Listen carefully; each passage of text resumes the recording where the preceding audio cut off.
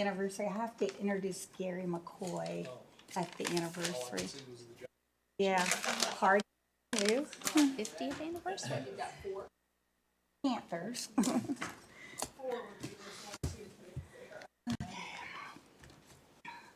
Okay, I have it 6 o'clock. We'll call this special meeting to order. First up, if I can ask our County Administrator, Mr. Meadows, if he'll lead us in a moment of silence in the Pledge of Allegiance. If you're able, please rise for a moment of silence, and then I'll lead us in the pledge.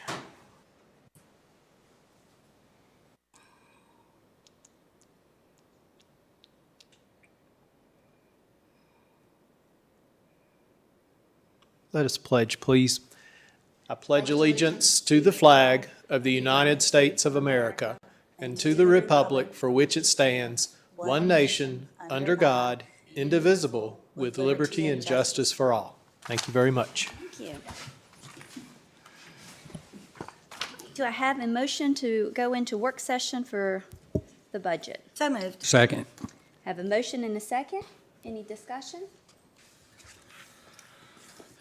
That motion was made by Vice Chair Biggs and second by Supervisor King. All right, Madam Clerk, if you'll please call the roll. Supervisor Bone? Aye. Supervisor Shepard? Aye. Supervisor Fidzikowski? Aye. Supervisor King? Aye. Supervisor Biggs? Aye. Supervisor DeMotts? Aye. Chair Blevins? Aye. 7 aye. Thank you very much, board members. We appreciate your time this evening, and also Amy, appreciate you being here with us this evening. Vicky's away today. The purpose of tonight is to give the board an opportunity to discuss the proposed fiscal year 2024 budget. I know that there's been some discussion about various options and opportunities, if there are any, to perhaps reduce the recommended 73-cent tax rate to a lower rate. A couple of things I wanted to mention this evening before we get started. I've been asked a couple of times in the last week or two if there was anything that I recommended that be changed or cut. And my response to that is, well, what I proposed back in March was my proposed budget, and I still feel that is the budget that best meets the needs for the county based on what I've heard from staff. However, that being said, we know that this is not only an administrative process, it's a political process as well. So as staff has talked over the last week or so, what we've got in front of you this evening are various items that are included in the fiscal year 2024 budget that some of you have mentioned might be something that you wanted to take a closer look at. This is certainly not all inclusive. It is some of the items that have significant impact on the 24 budget. The other thing I wanted to just mention before we get started as well is the big decision that the board needs to reach first and foremost is what tax rate are you comfortable with? In other words, the proposed budget includes a tax rate of 73 cents.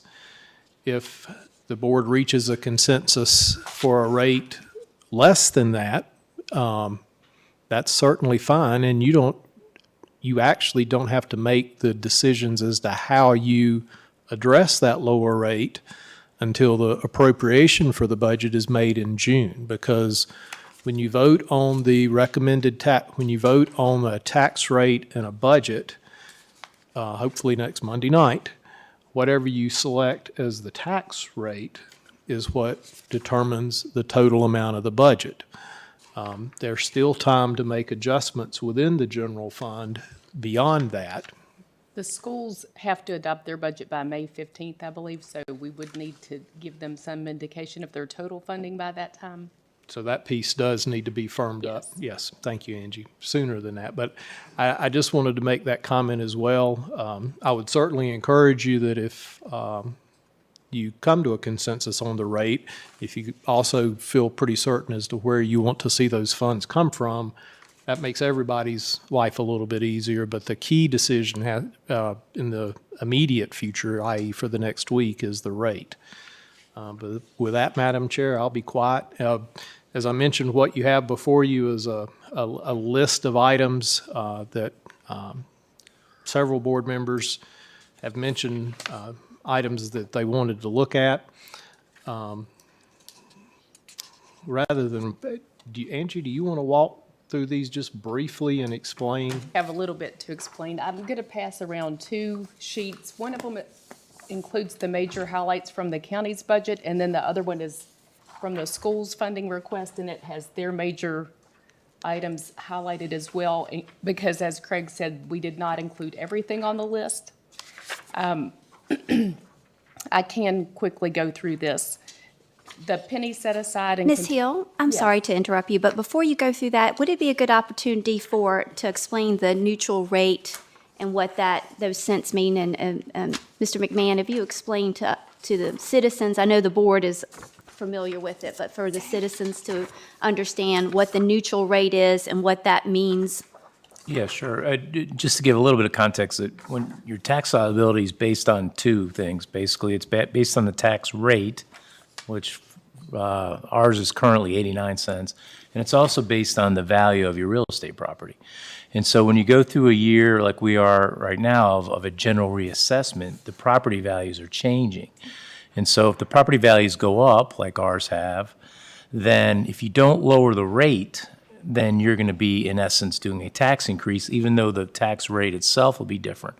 And so what the code requires is you have a couple options. One, you can lower the rate back to what's commonly known as a neutral revenue rate, where you're basically getting the same amount of taxes than you did the previous year, but based on the new value. So that means the rate would be lower if the values are higher. Or if you want, the other option is you can have a tax increase, and if you do that, you have to get in your notice, you have to put what the neutral rate is, and then you have to put what your new rate will be. And so, for instance, in our current notice, our neutral rate is 70 cents, where right now, to get the same amount of taxes that we get at 89 currently.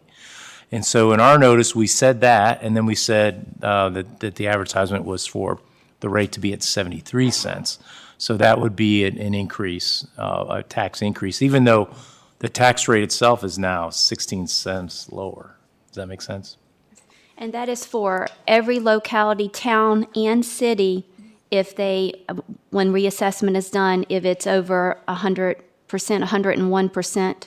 Correct, yeah, the code's clear, county, city, or town, yeah. So anyone, and so since this whole county and the 2 towns the reassessment values went up, if they don't go to the neutral rate, any increase. The tax increase. Is a tax increase. And they would have to advertise it, correct. Okay. So even though our current year was 89 cents and we're proposed 73, which would be a drop, the neutral rate is 70 cents and the 3 cents would be a tax increase. Correct, right. And then like for the towns, I'm not sure what their rates are, but their rates would also go down to take into consideration the new values of town property that they're able to tax. And so if they were going to not have a tax increase, then they would have to lower their rate to whatever that neutral revenue rate is for the town, which I'm not sure what it is. So if they kept their tax rate the same, that would be actually a tax increase. Correct. If the assessments are higher, correct. If the And I assume assessments- they are for the towns, yep. Okay. All right, very good. And then just so for the audience, 1 cent is 1,175,000. Yes, that's correct. That's the number we're going to use and talk about. It's rounded a little bit, but so if you look at pennies in the budget document, it's a little bit different number. It's 1,175,432, but we'll talk about 1,175,000. Thank you. You're welcome. May I ask a question? Yes, ma'am. Marty, the revenue, or Angie, maybe the right person, or Craig for that matter, the revenue neutral is based on every real estate property at the new rate.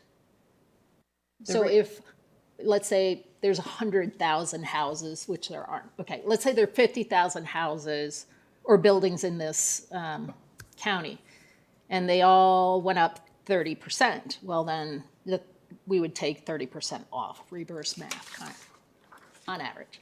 Well, not everybody, gained 30%. Some gained a lot more, some gained a lot less. So do you take each house, or do you just say, this is the mass of real estate and this is how much it increased? It's the total. Yeah, It's the mass. So only people whose assessed value went up exactly the same amount would see a neutral tax bill. And because it's a complicated formula, Mark is the one that always does the calculation, but it also includes not just residential properties, so multifamily, commercial, all of that. It all gets factored in, and the average increase overall is compared to what last year's revenue was. So that's how we get the revenue neutral rate. and simple statistics say not that many people probably had an increase of 30% exactly. Most people had it either higher or lower, Yes. so, We didn't study that, but simple statistics would say that would be accurate. right. That's all, thank you. Continue. Yes, ma'am. Okay. I'll go over this briefly. As I said, a penny that was set aside in special contingencies, half a cent was from school capital transfer and half a cent was from the county capital transfer. Then we broke out the different costs for the SROs. We broke out the personnel, the vehicles, and the uniforms. We did that because some of those are one-time costs that are more easily pulled out than the personnel cost. The community resource officer, we looked at that as well. I wanted to add a little something right there. We talked about it, that would be more than one FTE, because if there was a person in the building all the time during the day and to cover night meetings and have their time when they were sick, that we would still have a coverage in the building, we needed more than one FTE. If we used part-time people and they worked 40 hours a week, so they wouldn't necessarily be in every minute that we were open, it's about $65,000 for their personnel costs. That's just a point of reference if somebody wanted to know that. We did pull out the one-time cost for the community resource officer vehicle. I want to clarify one more thing about the community resource officer. It's not a sheriff's deputy to have community relations. It's not. I think there might have been a little bit of confusion about that. It's for the Montgomery County community. It was to provide an officer in this building and if needed in other county buildings when they have meetings and that kind of thing. Then we go on to EMS. We broke that out between the 4 field supervisors and the 8 EMTs, and we included in the EMT number the salary and overtime. And then a 1% salary adjustment for county employees. We used 1%. If we wanted to look at a different percentage, we can easily do that on the spreadsheet. The Shawsville Rescue Squad funds are no longer needed for Shawsville, as you know, so we put those on the list. If you want to reallocate them for a different purpose, we could do that. There had been a discussion about the ACE funding. Historically, we have never needed to provide the entire amount of the budgeted cost for that. We've always ended with at least $50,000. Usually it's been about $100,000, so we put $50,000 on the list for that. The next item is a little bit different, and I sent some responses to questions today. You might not have had a chance to look at that yet. But historically, the county, when we transfer funds to debt service, we keep the transfer to the county debt service fund and the school debt service fund level, even when the debt service expenses drop. We do that intentionally. It's a fiscally sound practice. It helps us in a couple different ways. It helps us when we get ready to issue new debt and we have increased debt service cost. We don't have to find the dollars to cover that. The other way it helps us is it helps us shave the peak of the debt when we issue new debt. as you know, oftentimes when we issue debt, there's a spike in the debt service cost in the very early years. That helps us pay less interest over time. If we have funds set aside in this area, we can shave that peak off without adding to that fund. And then third, if we have excess funds, we can use some of those for cash to capital. So I just wanted to make sure everyone was clear about that. We did include a half-cent for, as a potential item for discussion in this list, as we heard from the board that there might be some consideration of lowering the tax rate. We looked through one more time. This is not our first choice of what to do with the debt service fund, but we did feel like it was something that we should bring to you as an option. And then we listed 3 specific items that were listed in the school's funding request. The ESSER positions, restoring a portion of those for $250,000, a classified staff adjustment amount of $600,000, and then I believe it's 11 additional personnel of $715,000. They did have some other items in their request. They were more inflationary type things, and we did not include them in this list. If you wanted to add any flat dollar amounts for the schools or the county or a different amount, we have the ability to do that on the spreadsheet as well. This is a little different. We've not done this before, so if we have technical issues, just bear with us. But the plan is, as you talk about what you want to look at the effect of, Mark's going to run the spreadsheet. He can put the amounts in the spreadsheet, and then on the right-hand side of your screen in column K, it will show you where we are as far as if we want to cut 1 cent, 2 cents, or 3 cents.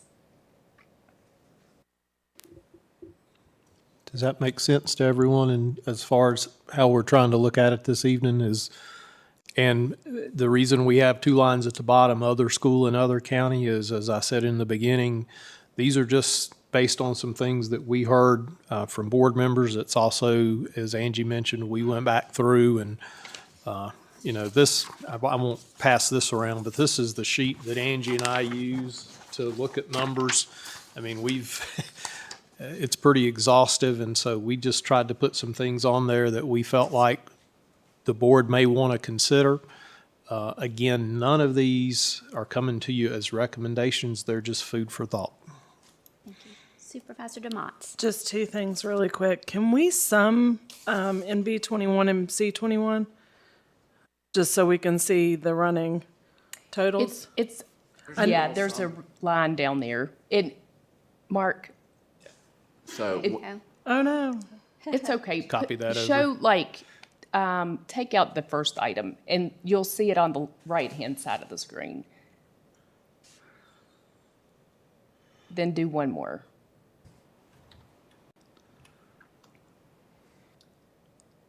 Okay. so as we go down the numbers here, as I take more dollars out, it's going to accumulate and take your Okay. total here and then tell you how much balance you have left.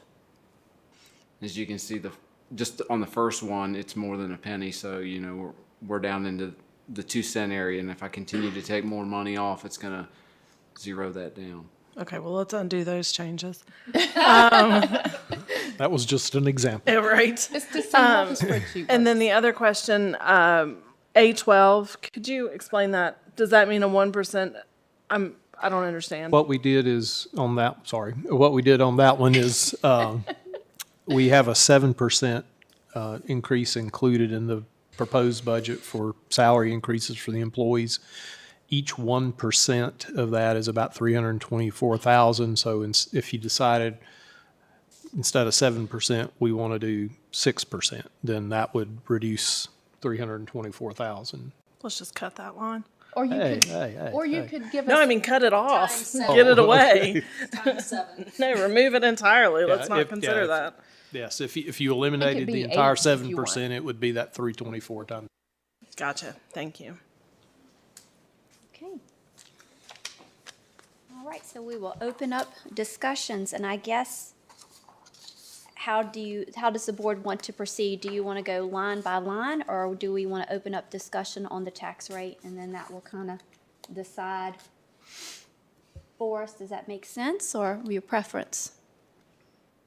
I'm fine either way. I think it makes sense. Tax because rate? you've got to sort Tax of know rate? how much money you can work Can I with.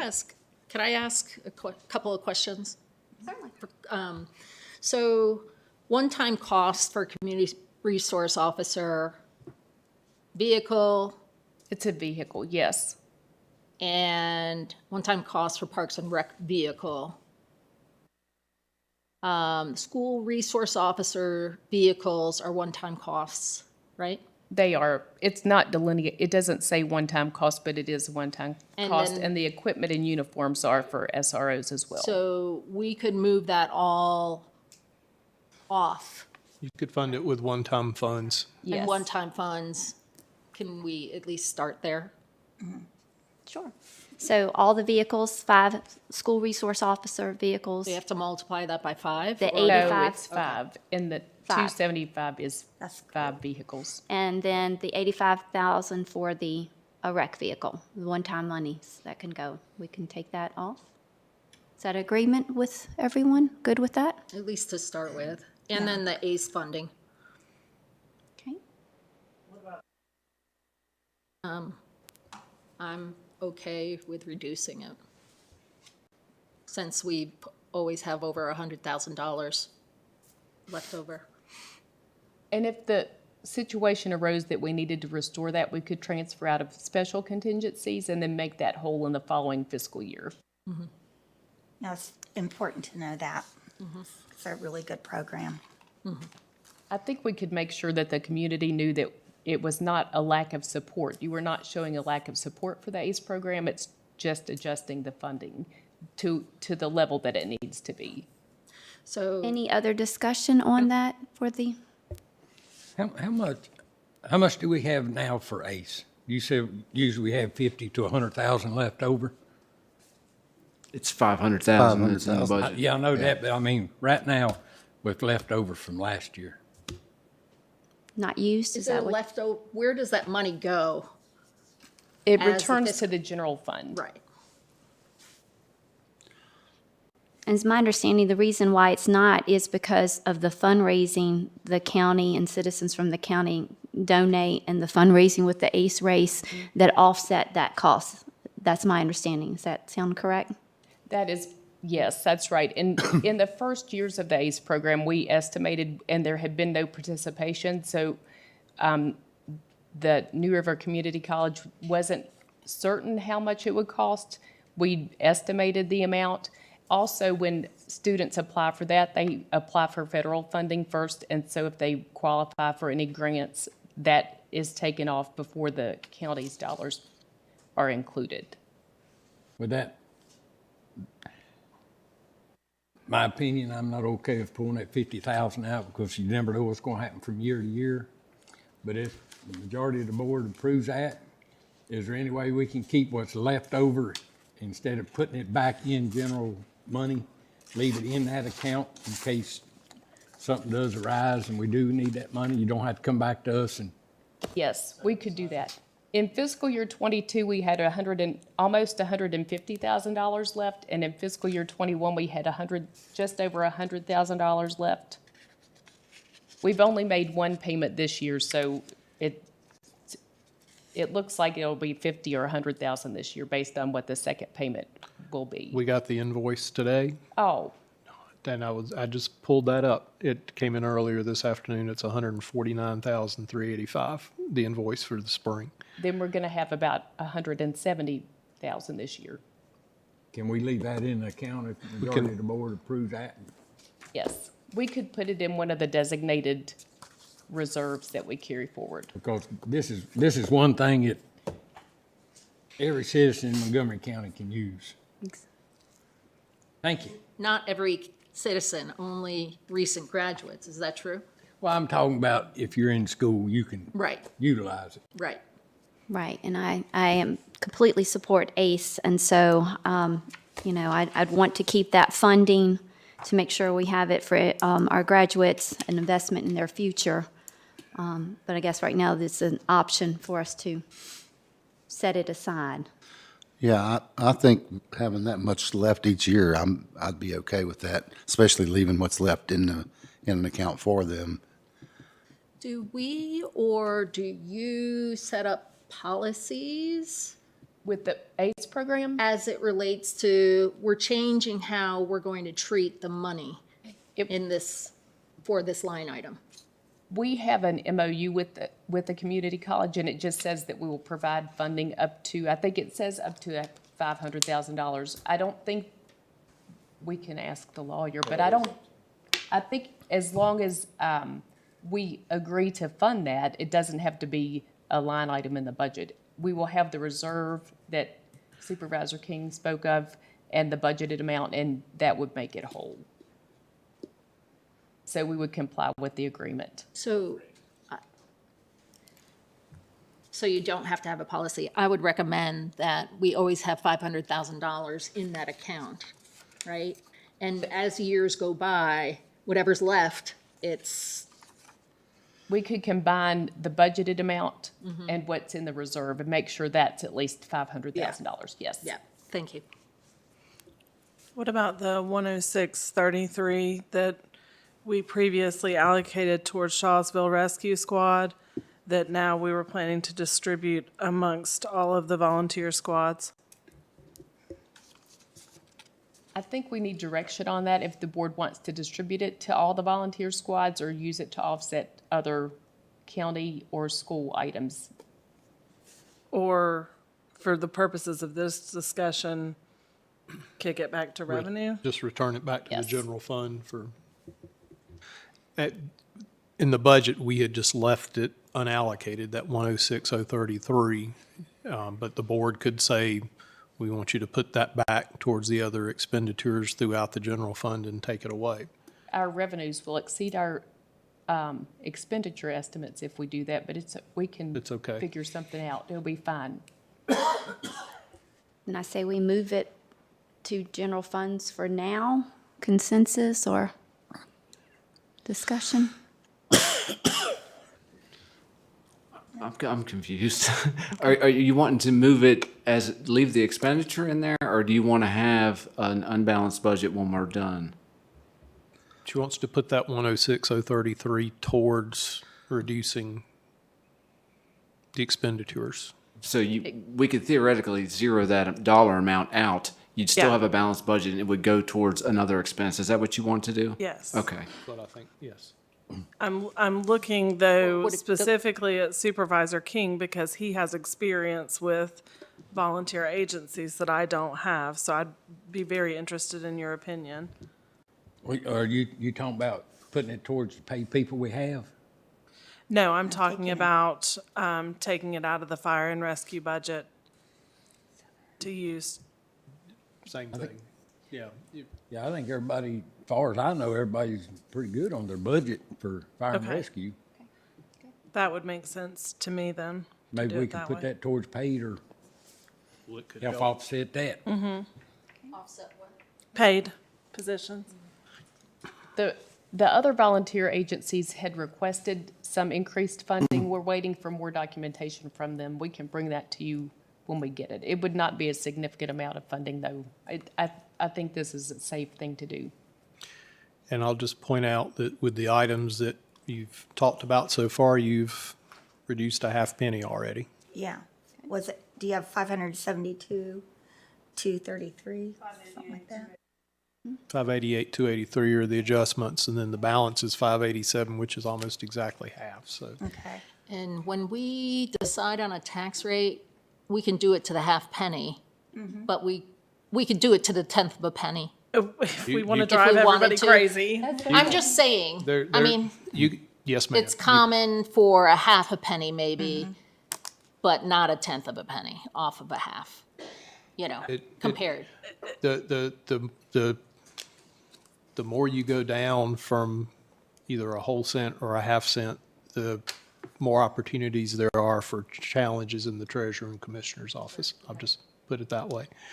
And that's nothing against the treasurer and commissioner. It's just, it's all calculate. Whatever rate you put in, it calculates, but it does make it a little more complex if it's not a even penny or a half penny.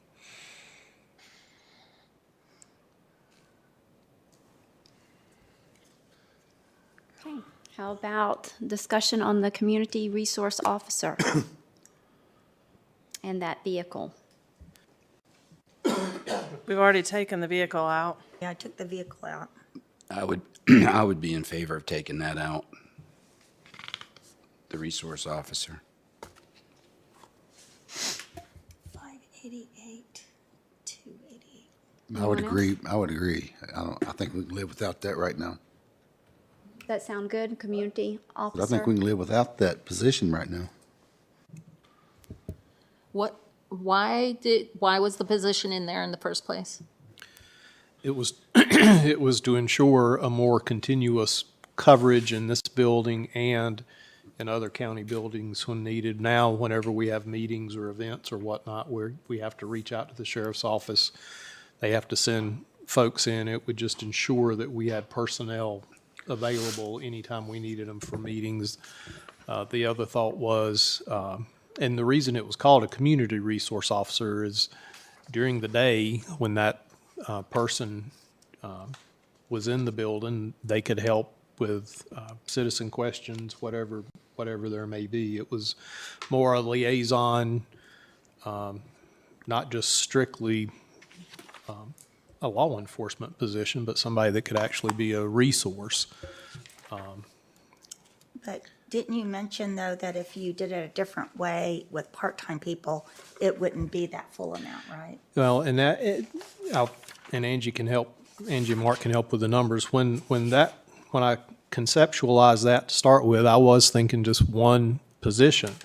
However, as we got to investigating that and talking about it, you really just can't do one position because of time off, holidays, and so it morphed into more of a multi-part-time position. However, Angie, you explained that a little bit earlier when you reviewed it. If we cut that position back to, and I'll let you take that. If we cut the position to 40 hours a week, because this was to provide, I think, over 1.5 FTEs, is that right, Mark? Yes. So it was going to provide enough so that someone could be in the building when the building is open, when there are meetings, when it's open to the public during the day.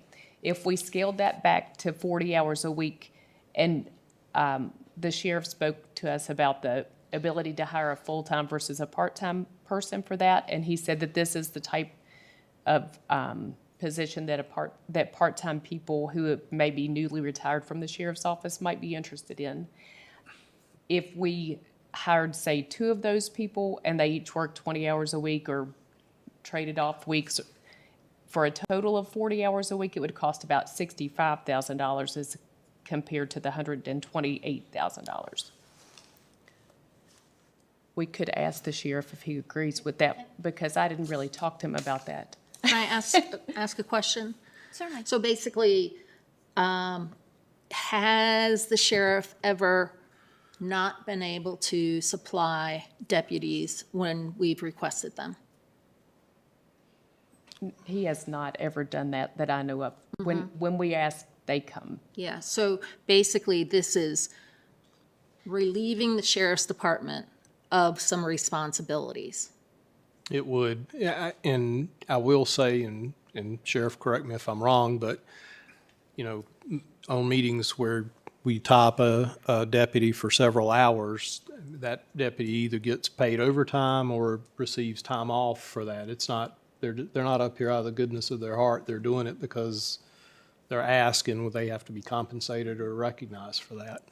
Hank's coming forward, help us. And there are times that employees call the sheriff's office if there's a situation in the building and they feel like they need law enforcement presence in the building. We call, they come right away. There's never a problem with that at all. Good evening. Tonight's a perfect example. As you can see, I'm the only one here. Command staff meeting this morning, I directed the patrol captain because we had no one scheduled, because this was not a board meeting per se, and directed him to have someone from evening shift here. They're too busy. Nobody's here. So if I hadn't been here, there wouldn't have been anybody here. And the idea is similar to SRO officers being in the schools, is to have someone in this building because we feel that security is very important to our employees. Is that the concept? That was part of it as well. But there's so much more to it than that, and Well, that's- Mr. Meadows brought up very good points that we have discussed previously going back pre-COVID. That person in this building during the day can do so much more than just provide security. And I'm not arguing for or against. I'm just saying I think that's a very worthy cause, especially if they're part-time personnel, because I can find them much easier than I can the full-time, and it gives you all and those people, if they're hired, much more flexibility. So, Can I ask you a couple of questions just about the logistics, Sheriff Parton? yes, ma'am. So we talked about using recently retired officers, and I have, do they remain sworn? Would they still be able Yes, to? Okay. yes.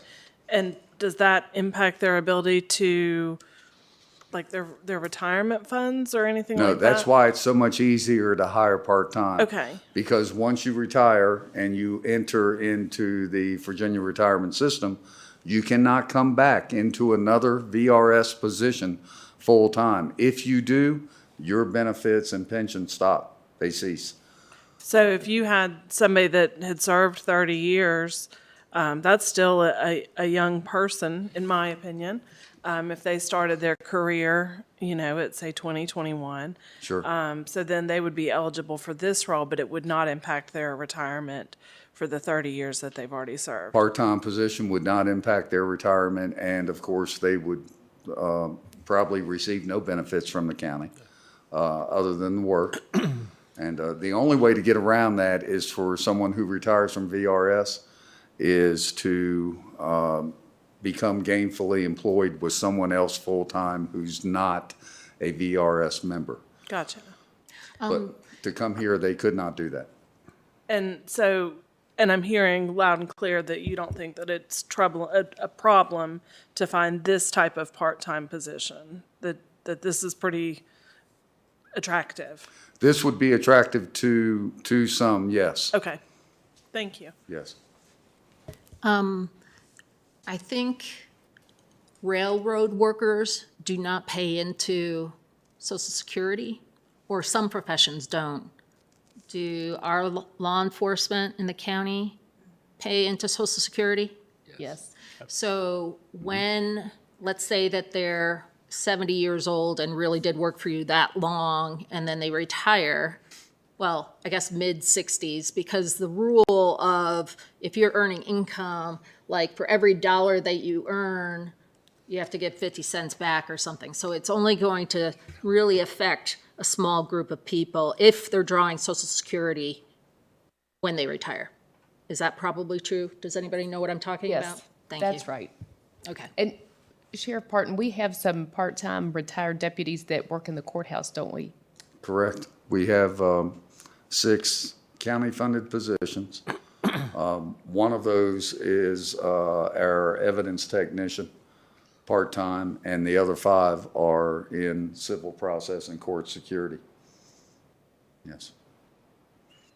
And we couldn't do it without them. So what about knocking that number down by the 62,752, so we're pushing 65,000 for 2 part-time? Since I'm the one that threw out there that I could live without it, I still stand by that, but I'd like to elaborate a little bit. I'm just thinking, as far as this budget is concerned, we could live without it for this year. If this is something we want to revisit, then I'm in favor of that in the next budget, but for purposes of this budget, I'm in favor of just leaving it out for this year. But I've always thought that that would be a good addition to the government center, is to have somebody like that here. But to be quite honest, I don't think they would need a vehicle. I think they would be more like the part-timers at the courthouse, where they drive their personal vehicles to work, they work there, then they go home. So when we do reconsider it, or if we consider it now, a vehicle I don't think would be that important to to have. If an arrest had to be made, then I'm sure either a Christiansburg would respond or another deputy with a vehicle would respond. Can they use one of the county vehicles instead of an actual patrol car?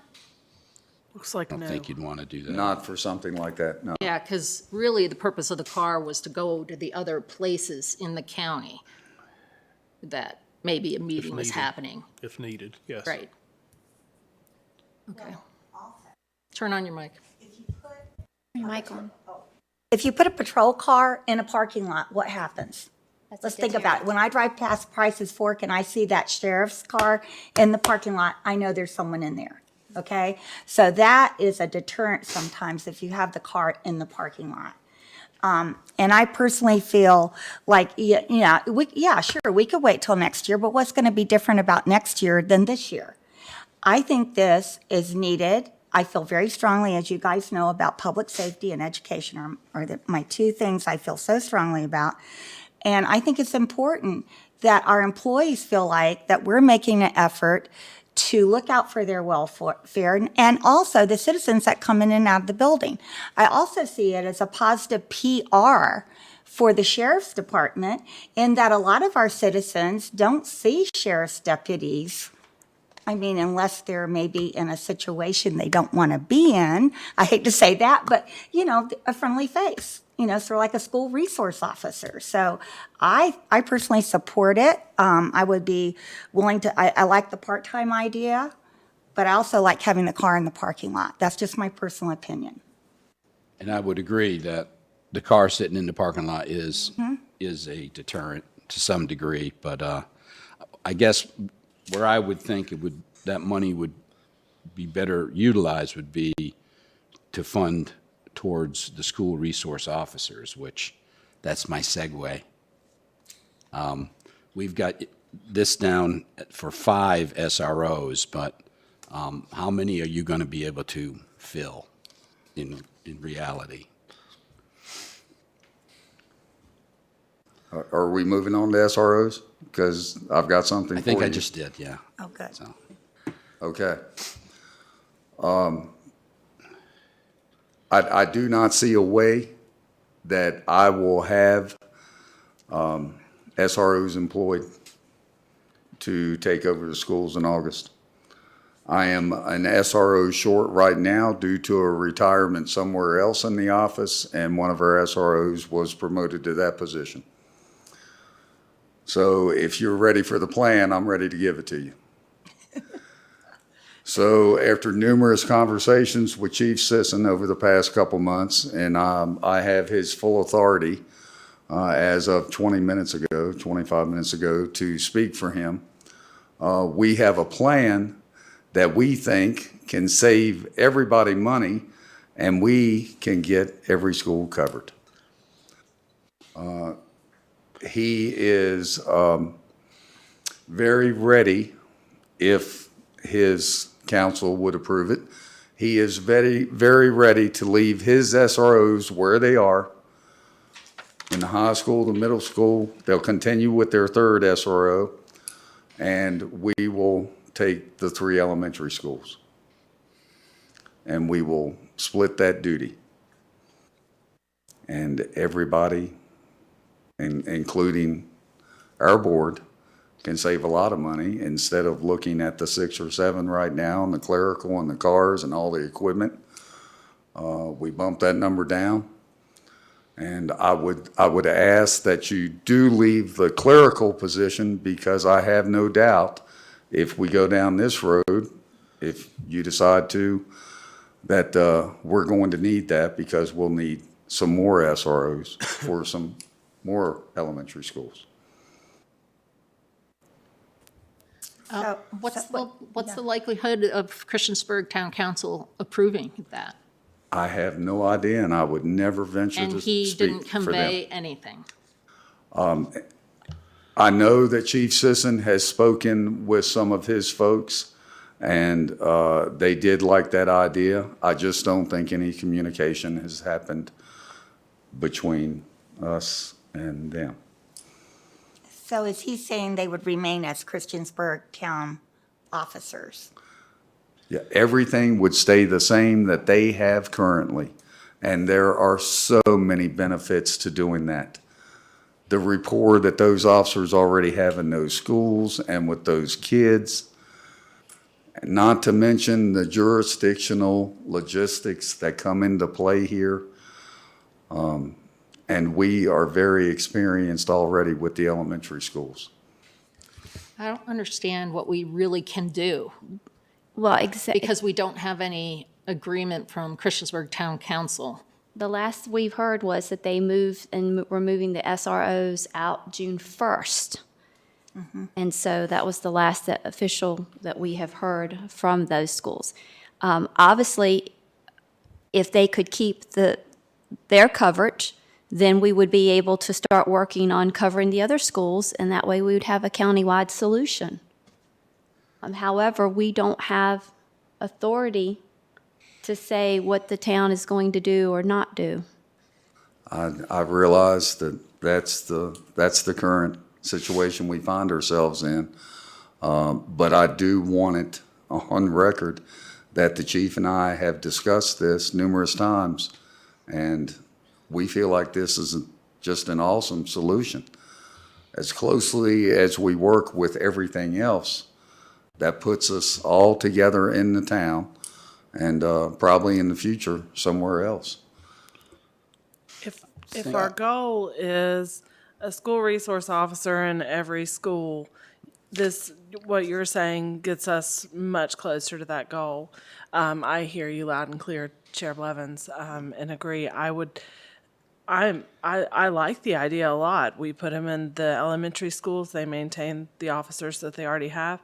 If town council also likes that idea, I say that's great. I don't want to take the money out of our budget until we know that they're on board. I do not know where they are on that. Yeah, exactly.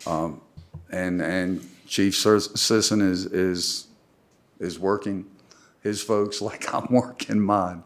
So, but we do think that's a very good compromise and a very good solution. Is this a you call my people and I'll call your people and we're your people? This type of is situation? Chief and I hoping that everybody gets together and hopefully, this helps the budget process this year anyway. And Did he helps have any them out too. idea when town council might take up this issue again? I know he can't speak on their behalf, but do we have any idea of their timeline? I didn't. No, Okay. we did not discuss that. Okay. He just knew that we were meeting tonight, so. Okay. So in this plan, you would need 3 SROs for the sheriff's office. This year, we would need 3 for Christiansburg Primary, Christiansburg Elementary, and Fallen Branch. So realistically, even if we said, no, we're going to hire them all, do you think it would be a viable option to even be able to get close to getting 5? You could give me everything I asked for the last time I was before you, and it wouldn't matter. But what I'm saying is you wouldn't be able to get the personnel probably till the following fiscal year anyway, maybe, or 2. If I have them all then. Yeah. So my suggestion is if we're going to talk about this, not even worry about what Christiansburg does right now, go with the 3, because that's all he's going to have anyway. And then if that falls 3, we have 3. Excellent point, yeah. Yeah. I agree Or 100%. because he doesn't correct, or even if we kept the 5, because then we have the Blacksburg strand too, if they were interested. I appreciate you and Chief Sisson and working, because that's the basic plan you came up the first time that many months ago when this all started, that you had it covered as was, and then try to add on those other schools that weren't covered. And even if we approve 5 or 3, it's going to be a work in progress to even fill those spots. Is that correct? Yes, ma'am. Yes, ma'am. And we're going to go through the budget season again next year. It's not like we're just going to go away.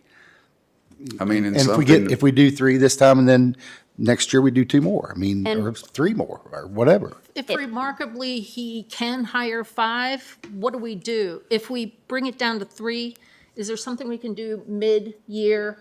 We could appropriate funds mid-year and then add them to the next year budget if Right. that's the will of the board. I'm okay with that. Do you have any insights into the town's position? Have you talked to the town of Blacksburg's position? Have you talked to the police chief there? And I asked because I've asked a couple members of council, and they kind of are happy. I can speak to that a little bit. The town managers and I have talked several times, and I know that Chief Sisson has taken the lead with this issue in Christiansburg and trying to work things through. Blacksburg has indicated for the most part they're content with the way they've got their structure set up now. I'm sure at some point that may change and there may be discussion, but what brought this entire issue up as part of the budget process for discussion this year was the action of Christiansburg. Blacksburg has not indicated a pressing need at this point in time. Okay. And is that what you've heard from the chief as well? I can tell you exactly how the chief in Blacksburg feels. He feels like those are his kids and he's happy with his people in those schools. I agree completely with that. So we're at the point, we still don't know what Christiansburg will do. Even though Chief Sisson wants to keep them, it's going to be basically dependent upon what his council decides. Yes, ma'am. Right. So you were talking about they have 3, but really, if we put Montgomery Central in there, we need 6, right, for all of Christiansburg, is that correct? So Montgomery Central, I think we would certainly work out the logistics of that. And it might not be full-time, but we would probably rotate in and out. That was not part of our discussions. We were concentrating on those elementary schools. So, but they have 3 now, right? Is that right? They have 3. So And the- those are the 3 they were talking about pulling out, the high, the middle, and the rover. And am I correct that Chief Sisson cannot keep those officers in if his town council, just like they've requested to remove them? Madam Chair, I really hate to speak to that, but It's ultimately a council decision. Sure. Christiansburg's a little different in that the police chief answers directly to the town council. So if the town council says this is what we're doing, then what they're doing. If you remember when I brought this up, the town, and some of them may have changed their mind, but the ones I've talked to, you remember I brought the figure to everybody. They just want us to pay $203,000 to keep them in there. I talked to one of the town council members on the way over here, and they was wanting to know what we decided on SORs. I said, we're probably going to talk about it tonight. But some of them may have changed their mind and going to leave them in there for nothing. I mean, I don't know. So if we put 3, if we keep 3 in our budget, because that's what Chief Partner is confident that he'll get. Sheriff. I'm sorry, Sheriff, pardon, my apologies. And then during the year, if he's able to get a 4th or a 5th, then we can just appropriate it, right? Yes. But if Christiansburg Town Council pulls their 3, the 3 that you're going to be able to get will have to cover those schools too. There is no guarantee I'm getting 3. Right. Right now, I'm Right. down 1, and that's for a county school. There is no guarantee. They are hard to find, and you just cannot hire a brand-new deputy or officer and throw them in a school. I mean, it's 3 or 4 years before you ever see that. The goal is to find those who are already certified and ready to move into a school. That's where it gets tricky, But this board wants all the schools covered, right? so you would do your best to cover those schools. Nobody if- will work harder than Right. I will to find them. If Christiansburg Town Council does not approve what Chief Sisson wants. Is that correct? Well, correct, but I'm no mathematician, but that seems like a wash to me. if they were to keep their 3 in and we provide 3 for the others, I'm very hopeful that someone there will say, that's a good idea. And the chief and the sheriff think it's a good idea. We should run with that. So just keep our fingers crossed. Yeah, but the chief and sheriff thought it was a good idea before. Right. All we can do is try. Well, I think it personally is a really, I mean, I know there are egos involved and personalities involved, but if you look at it from the standpoint of your students, employees, and public safety, it's a way to bring folks together. And what I see is that law enforcement has tried to, again, put a plan together and bring it forward. So it looks like we just need to find out from the town council if they're willing to come in on the plan. And keep it. And we would hope that they have the resources, meaning 3 school resource officers that are already certified and working, and they have those resources available, that they would use them wisely in the school versus us being in a position where we're trying to fill 3 and we don't have any candidates. I mean, that would be good stewardship, I would think. It would be good decision-making if that's what they encouraged. Is there, if the salary for the SRO was higher, would that make a difference?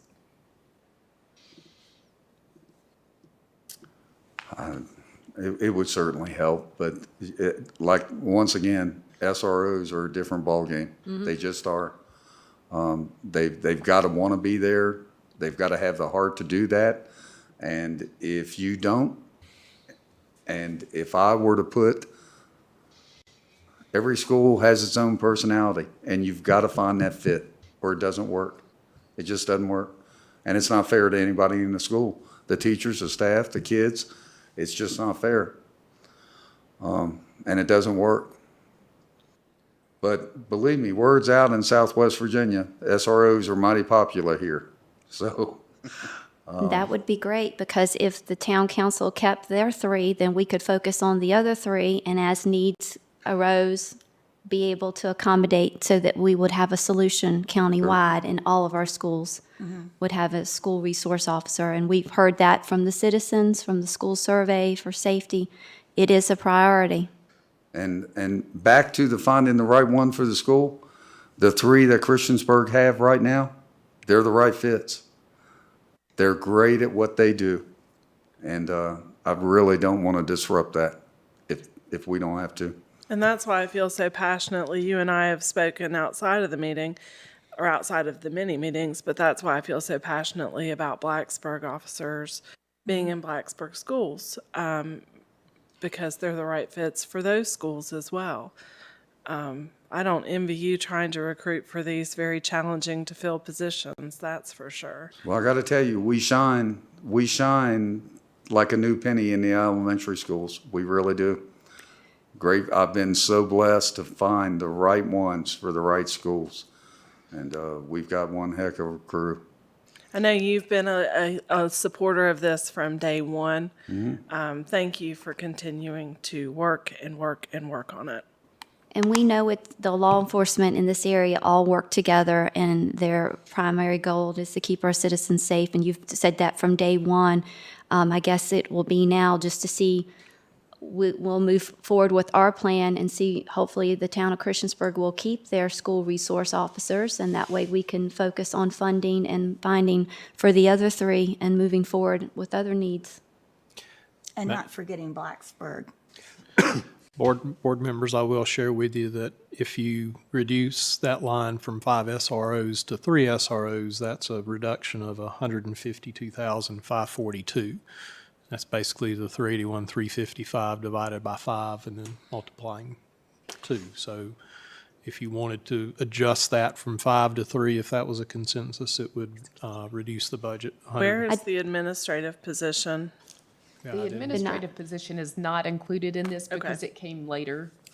I do have one concern, is that if we, going forward, and I know we haven't voted on anything, but if we start reducing the school resource officers in the town of Christiansburg, pulls out June 1st, as they said they will do.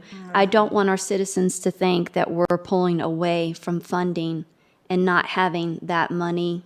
Would we be able, if we are cutting and trying to trim now, would we be able to find funding, say that we do have the personnel to fill that spot? I don't want that to be an issue to come back later, nor do I want the public to think that we're taking our commitment away to finding a solution for this countywide.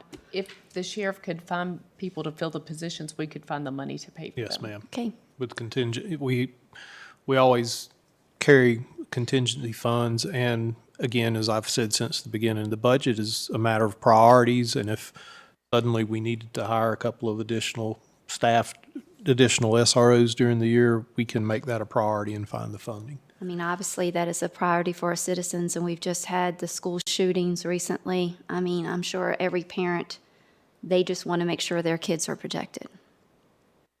Well, I think, as I brought it up before, they're good officers in them schools. They know the staff. They know the kids. We need to keep them in there.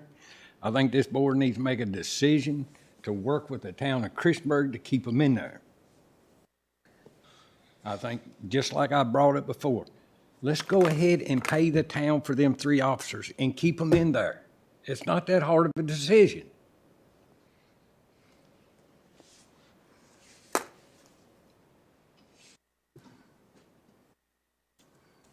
So before I sit down, back to your question, after thinking about it, I can tell you that Blacksburg would be ecstatic to have us in their elementary schools. Yeah, Yeah. that's what I think too. Yeah, I think that's the natural expansion of the program as we try to grow. And that doesn't mess up the dynamic. Right. And the relationships. And I've got to tell you, without giving away any trade secrets, the information that the SROs can gather from the high schools and the middle schools is just incredible. It's invaluable. Yes. So we really hope not to mess that up. Yeah. And let's hope the town of Christiansburg will keep their school resource officer so we can focus on the elementary schools. Because the goal is to have one in every school. You know, that's what Hank and I've been preaching this now for how long? But that's the goal. So board, is it there of everyone's consensus that we're going to do 3, knowing that we do have funds available to fill more spots, and that's just based upon the reality is that the sheriff may not have the personnel to fill 5 off the bat, but willing to have the money? And Hank, isn't part of the problem too, the training, like, I don't know when it's going to be offered again for folks to take. The training is not that often, Yeah. and sometimes it's not close. But on the bright side, so you all heard about the new DCJS standards. They had to have 2 years' experience, yada, yada, yada. That only applied to the granted positions. Okay. That would not apply to us because you all support those positions. Very good. But we would never, under 2 years, they wouldn't be in the school anyway, probably. Thanks. May you be blessed with more candidates than you need. I'd be happy to find a way to fund them. Thank you all. Thank you. Thanks, Supervisor. Okay, Steve. thank you. Thank you, Sheriff. All right, so that reduces down a little bit more. Craig, what's the total now?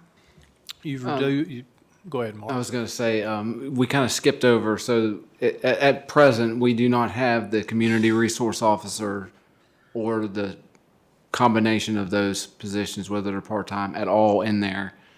If you would like to have $65,000 to cover 40 hours a week, then I can make that adjustment and take Yeah. $62,000 off of it. Is that what you would like to see? Okay, for right now, yes, right now, okay. Let's do it.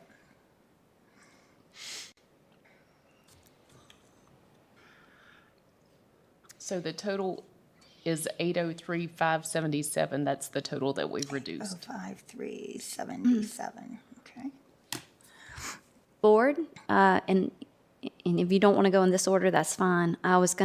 Do we want to look at this, or do we want to talk about the tax rate, or do we want to go ahead and start cutting some more?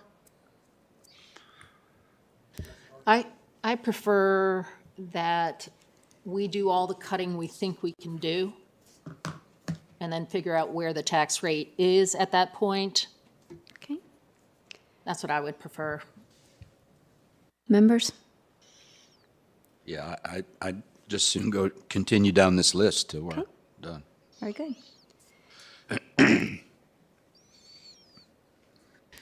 Could I make a suggestion? Certainly. I think we all would agree that we wouldn't want to change the EMS field supervisors and EMTs. Is that correct? Nope. I do have some questions on it. Go for it. Who wants to field that one, Tyler or Brandon? Let's bring them both up. No, Yeah, bring them both yeah. up. A little bit of moral support.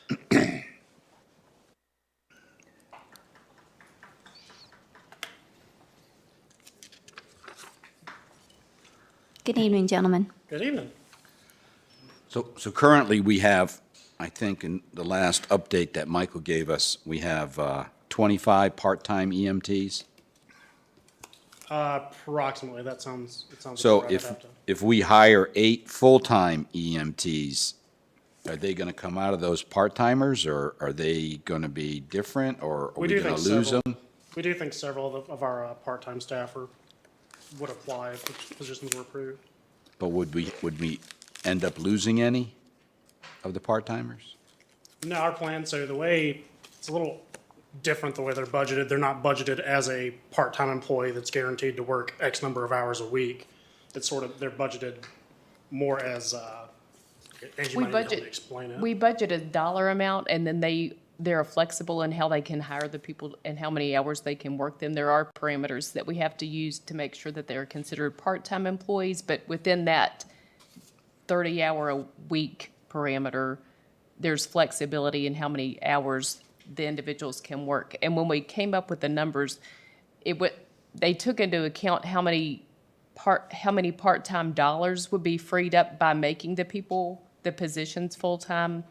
I think that Brandon and Tyler can speak more to this than I can, but it would be easier, I understand, to hire full-time people and to keep them staffed adequately than to continue with part-time people, because the part-time people are not doing this as a career. They have another job. It's hard to keep them staffed. If somebody calls in, it's hard to fill their position, that shift. Yeah, right. So essentially now, if someone calls out sick, we're relying pretty heavily on those part-time folks because, all of our ambulances right now typically have a full-time person and a part-time person. So if one of those people calls out sick, we're relying on those part-time folks who, like Ms. Hill said, are already working another job.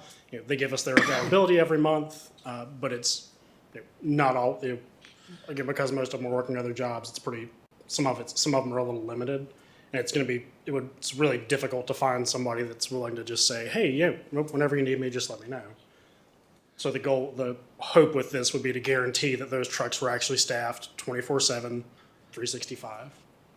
So this would add an extra ambulance? There'd be 2 ambulances? So we already have the 2 ambulances right now, and then. I mean, 2 at both ends of the county? No, Or sir, this would just be, so essentially right now, we've got the ambulance down in Elliston that's there for 24 hours. And then in Reiner, that truck's only there during the day, but both of those have a full-time paramedic that's scheduled on them for every shift.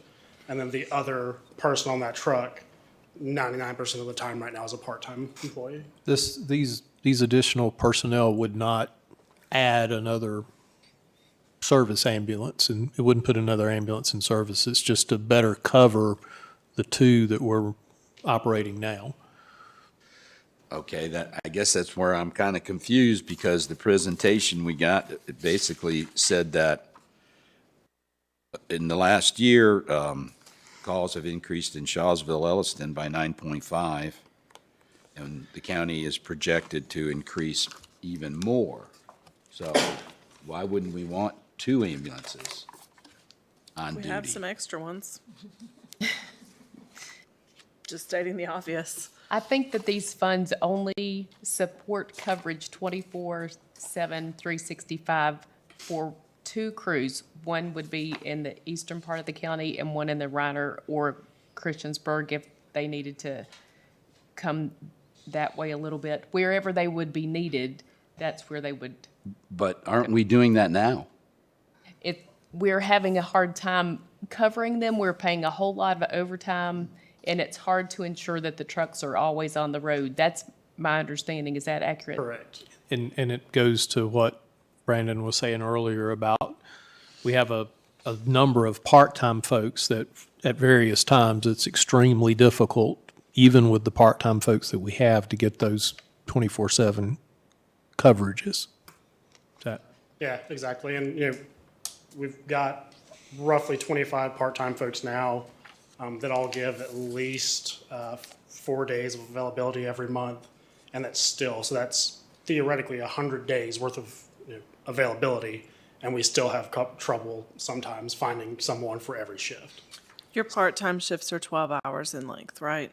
typically. That's probably an important thing for everybody to know. Sometimes those folks will work 24 hours. So if they are only scheduled for 1 day that week, they might work one 24-hour shift. We wouldn't have them working any more than that.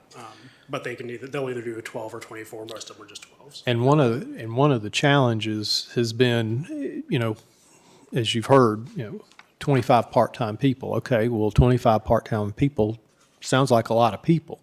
But if those folks are only working 24, 48 hours in a month, it takes a lot of people to cover those shifts. So the number of people is high, but the hours they're actually working is so scattershot. That's why we've had to ask for these full-time people. And that will cut down a little bit on the overtime as well? It should. So could you explain, these 5 people will relieve, There's 8. sorry, 8. Sorry. These 8 people, will we have less part-time people? Yes. Okay. Sure. And that's already in the budget? Yes, that's, it Hiring of the 8 and the losing of the few part-time is people? netted out. That's correct. Yes. Okay. Well, we had a meeting last week. My very first question was during the meeting, is any agency having trouble getting their calls run? The answer was no. So where's all these people gonna go? So they'll be staffing those the trucks that we still have in place. So we're wouldn't say any specific agency is having a lot of trouble covering their calls. We're just having issues covering all of our shifts every month. So if this goes through, how many part-time people will go to full-time? Just kind of depends on how many of them apply, how many of them are interested. I know the majority of them do have full-time jobs other places. We've talked to several that have expressed interest if the positions are approved and coming full-time with us. But at the end of the day, We would love if there's 8 part-time folks that want to have full-time jobs for 8 part-time to convert to full-time. But would that, all right, just say 8 people, well, how many part-time you got? roughly 25. All right, say you got 25, 8 out, you're gonna take, if 8 of them will take full-time, you're not gonna replace them part-time people, correct? We don't intend to, no. No, I said, you're not gonna replace them part-time people. No, sir. No, sir. I tell you, in just my opinion, I think we need to cut back on this a whole lot. I'm really not too excited about the 4 supervisory positions. If you got good people out there, you don't need somebody following them around. Right. So a lot of the time, one of the big intentions behind that position is giving those folks, because we're running 2 people on an ambulance, and it's very, very frequent that they need an extra set of hands, either to help carry a patient or if they have a very sick patient, to go out and help them. I know at this point, Michael, Tyler, and I, we are on call. Each of us is on call for a week at a time, every 3 weeks. And we're running at least, I would say we probably average 1 or 2 calls a day after hours, which is making overtime for us. So the intent would be for these people to have, our folks to have someone consistent that's always there. We know that if they need an extra set of hands, that's available. And it'll also free up Michael, Tyler, and I to do some of the more administrative stuff that we're just not getting a chance to do right now. I'm just saying, and I said this a couple of times before, I've talked to other localities about this when we first started paid EMS, and it gets snowballed. I mean, right now, it's just what you're asking for is little over $1.3 million. We got other departments in this county that's been asking for help for years and hadn't got it yet. One item I think that has been brought up before is that in the Reiner area, there is not a paramedic on many shifts with the volunteers. So I do know that our paramedic is helping Reiner in that regard. Right. That was in response to the covering calls question. Yeah. We don't want to make it so that our leaders in the EMS get burned out.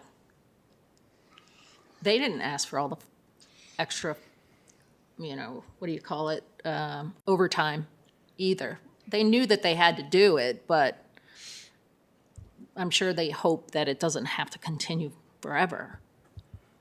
So having the additional supervisors, they're not following people around. They're there to make sure the third set of hands is available if necessary. And the supervisors that are supervising now don't have to, they can go on vacation and not have too much overtime, which they deserve, I think. But they can go on vacation now. Yeah, but then the other supervisors have to cover and have more overtime. Our last emergency coordinator asked for a part-time person, never got one. Now we got 4 administration in that EMS side. That's what I'm saying, it's getting snowballed. We knew that was going to happen. That's why we, as a board, got to slow it down, as long as the calls are getting run. So the calls are all being answered, or does that mean that it's going from, if it's not answered, it goes to another Correct. agency? Correct. What is So the if- response time? If the first, the term we use is first due, so if, let's say our truck, there's a call in Reiner and our truck in Reiner either is on another call, or if it was a day that we just couldn't get a second person to ride that ambulance, then the next closest agency is coming to answer that call. Most of the time in that particular area, that means Christiansburg Rescue. Just like if Christiansburg doesn't have any ambulances available, they'll get an ambulance from Blacksburg, Reiner, or the Shawsville-Elliston area. So the calls are being answered, but the response times might be greatly improved with more people on the roads. That's correct. And response times save lives, I would assume.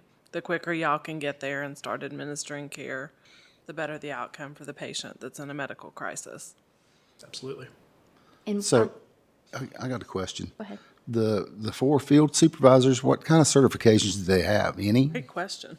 So that'll be all of them will be paramedics. So that guarantees that no matter what's needed clinically, they're there and they're able to help. They'll all also just be more experienced paramedics. So it's folks that if the crew that's on the truck is having trouble with the patient, they can't, maybe they're struggling to figure out what's wrong with them, or they're, this person's really sick, nothing they're doing is working, they're out of ideas, then these supervisors will be able to come in and help with that. We're also, excuse me, as far as actual paper certifications, that's really the only one that's a hard set thing for us. Aside from that, it's more about the experience and their education level as far as some of those how to help those sicker patients and manage more complex incidents. So how many paramedics do you have now paid? 8, 9 including me. 8. Okay. So to make sure I understand, so on some of these calls, there's not always, with the volunteer departments, they're not always a paramedic. Correct. And if the call is answered, but there's not a paramedic, and you need a paramedic, then it goes out to another agency to answer.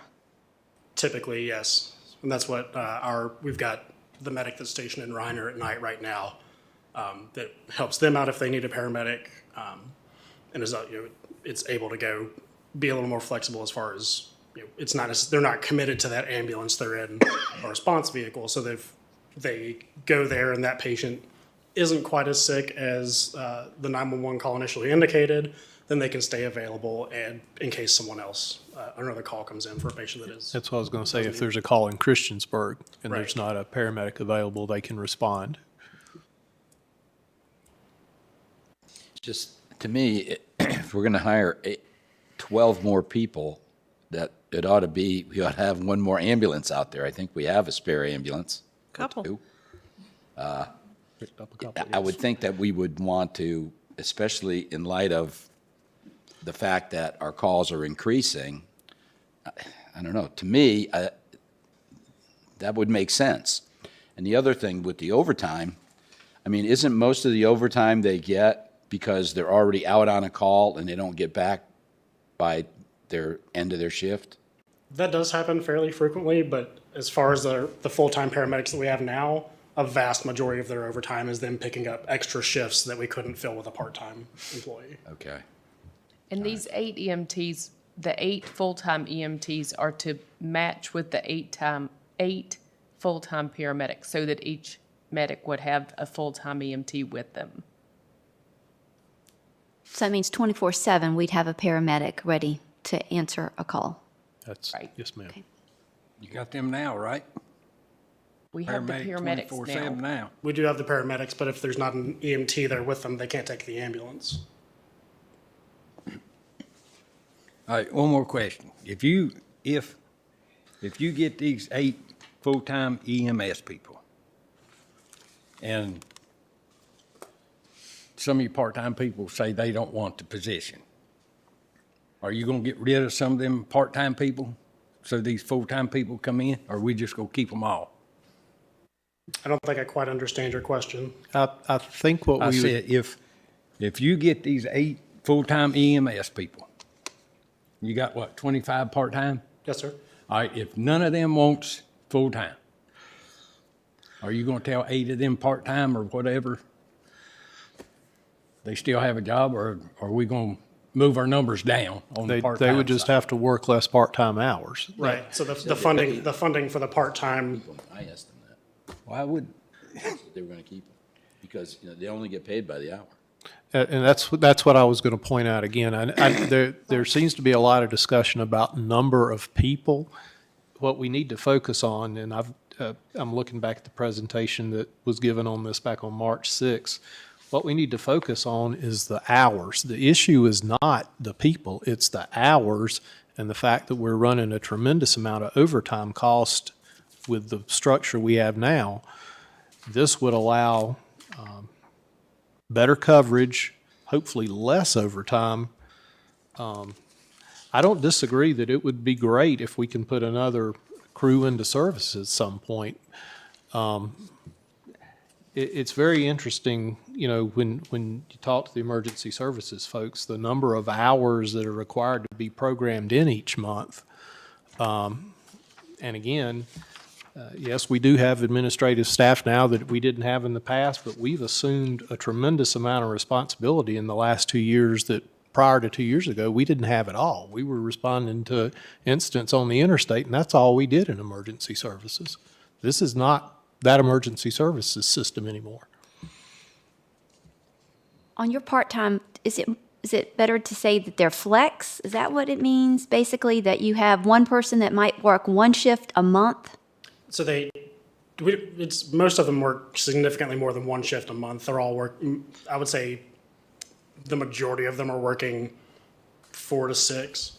And is that a 12-hour shift at a time, or? Okay. So that's why you have so many, is just to keep Right. it all staffed.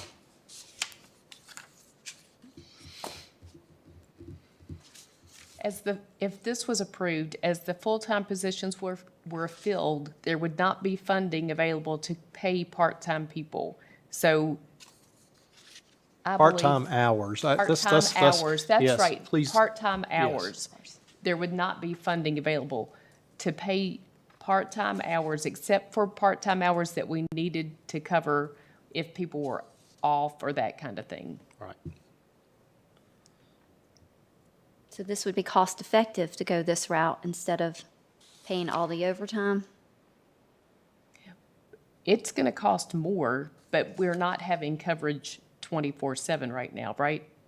Right. There's a lot of times where we can't get that second person to ride the ambulance, so that truck has to go out of service. The calls do still get covered from a neighboring agency, like we've talked about earlier, but there's have been several instances where we've had to take a truck out of service because we just couldn't staff it for the day. Yeah.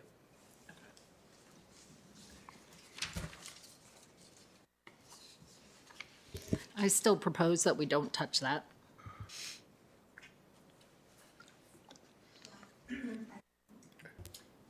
The bottom line is always public safety and the response time and the coverage. So to Supervisor King's point, as we implement this during that first, I guess, the first full year after this budget goes, wouldn't there be a way to evaluate it, a way to look at it, a way to see if, all the goals were being met by the people that were, in Absolutely. those positions, or, to me, you would evaluate it because this is new. I mean, Absolutely. that's what you're thinking? Absolutely. And we've had some discussions recently about, now that we've been in this a little over a year, it is probably time to come back and fully, we've tried to do this through the budget process as well, but Supervisor King is right that, yes, we knew that once we started into this program, that as volunteers have seen the fact that there are paid first responders out there, at times responses aren't the same as they were prior to this starting. Now, some folks may say that's good, some may say it's bad, but we've got paid staff out there answering calls. And that paid staff is not just in Reiner or just in Eastern Montgomery. If Christiansburg's out on a call or Blacksburg's out on a call and they have a second or third call, we're available to assist them. It's not, that's the goal, is to ensure all our citizens have the best possible coverage if they need emergency assistance. And does Christiansburg pay us to cover their calls? They do not. No, so it's all mutual. And at least at this point, we're not calling on Christiansburg to the extent that we used to be. Nah, nowhere close. Yeah, for example. So in other words, we're covering our responsibilities much better. And we want to do it completely. Yes. When we had the initial discussion, I don't think you were there, but I know you were. When we had the initial discussion about this, I was really concerned about the part-time positions being hard to fill, and the hours being hard to staff. And I say this with the luxury of my district being very compact, and Blacksburg's rescue squad on Patrick Henry is right there in my district. And so response times in my district tend to be pretty quick, just because of the location and that particular facility. I definitely think this is a move in the right direction because of the response times alone. We just voted for a major development off of the interstate there at exit 128. If we're called out there to the Love's truck stop after it's developed, they're all the way on one side of the county. If they're called to the interstate, they're out there for who knows how long. I don't think that we should change this proposal at all. I think it's our obligation. Well, I think we knew that going in. I mean, we talked about this was going to be a growing funding. Yeah, that we're gonna have this exact same discussion, I think, again next year. I don't think that this is gonna go away. I think it's gonna continue to grow. I'm ready to deal with that. It's our obligation to deal with that. And hopefully this funding will help offset a little bit, but we don't know. So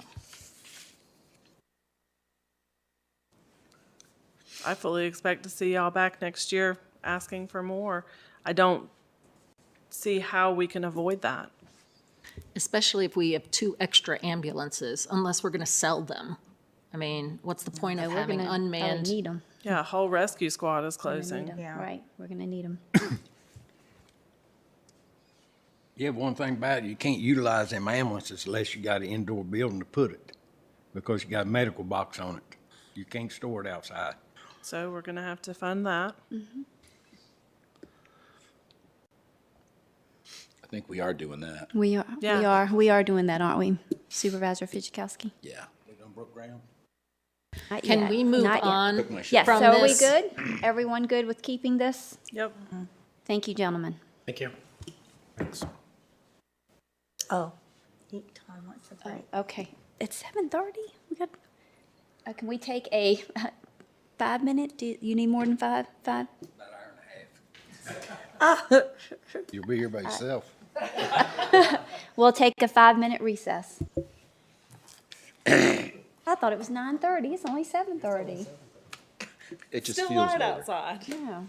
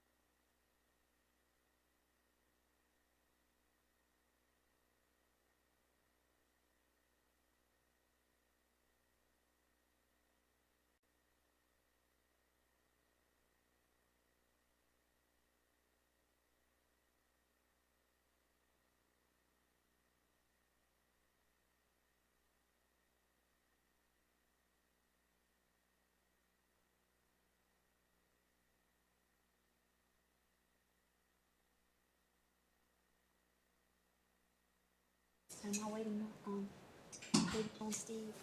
Waiting on Steve. He said he's going to be right back.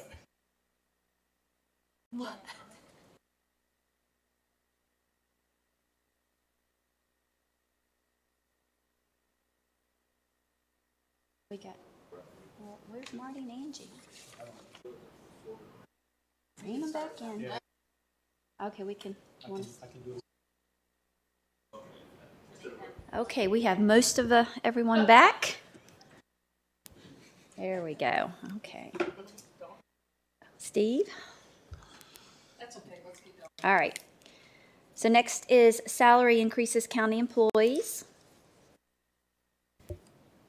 Salary for, I say we stay at the 7%.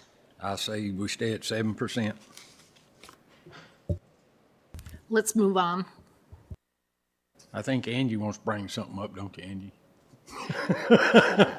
So Angie, how do you do that? I know that's only showing for the 1%. If we want to keep the 7%, You just Then move. we just leave it like it Leave it is. as Yeah, it that's is. just showing us what 1% what equals. 1% would, okay.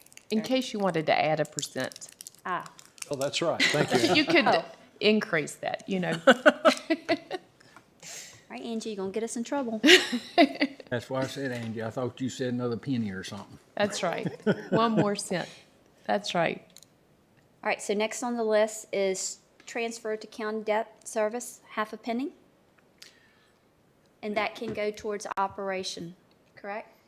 It would shift away from debt service. Right, Back to into whatever you wanted it to go to. And that leaves us still 3.5 million?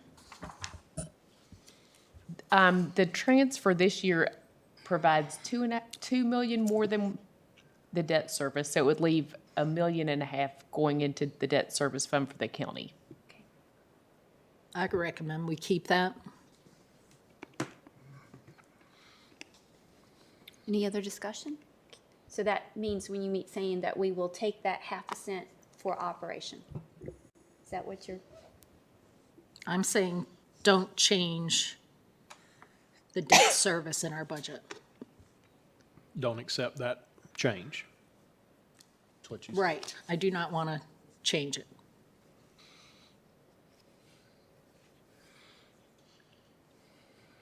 so if we did change that, that gives on the county operation side, that 587,000. Am I understanding that correctly? It does provide that, yes. It could go wherever you want it to go. It could go, I think our debt, Turn on your mic.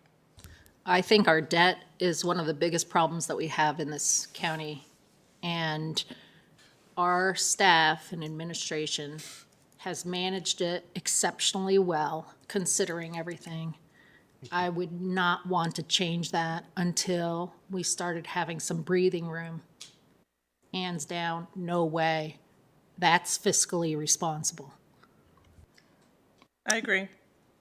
And doesn't it help with your bond rating? It I does. would think that would be important. It does. Does this also, what, if we took this, we're still above? we are still above the current debt service requirement for the county. That's right. It would impact us in the future when we decide to borrow more for the county. We'd handcuff future boards. What it would likely mean is if in the future the county borrowed new debt, you may have to increase, you'll have to find revenues to cover the increased debt service. The way it's structured right now is you have a little bit of a cushion, and that's been set up ever since we had the challenges back in the mid-teens with the debt. But as we talked about it internally, it is something you can change. It will gain you some in the short term. In the long term, if the county issues debt, it would mean some decisions at that point. I think that Supervisor Bones' point is, it goes to why we did not initially bring this forward as an option. It's not our first choice. We felt as we move forward that we might need to bring it to you to be completely transparent and to let you know that, clearly know that we're not spending all of that money for county debt service at this point. It is clearly shown in the budget document, but I just felt like it was important to bring to you again. But it is definitely not our first choice. I would definitely recommend that we keep it the way that it is, but it's definitely something in the future I would feel more comfortable considering. But right now, we're just strapped debt-wise, and to manage it, to continue to manage it the way that we've been managing it is excellent. Financial, sound planning. Thank you. Great. Any other comments?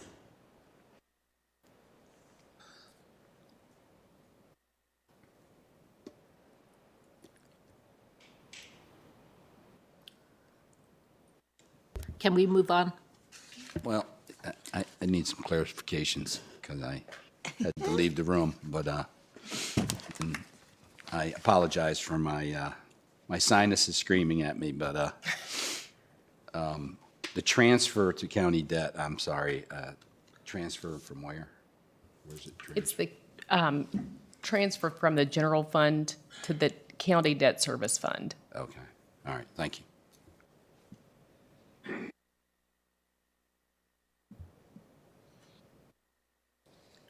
Everybody good? Okay. All right, moving on to Montgomery County Public Schools. ESSER positions. That we shouldn't do anything. Is that ESSER funded, or they were ESSER funded and now this is filling? They were ESSER funded, and this is, How many people per positions? 3. how many people does this 250,000 represent? In that email, I'm looking. I have that, just a second.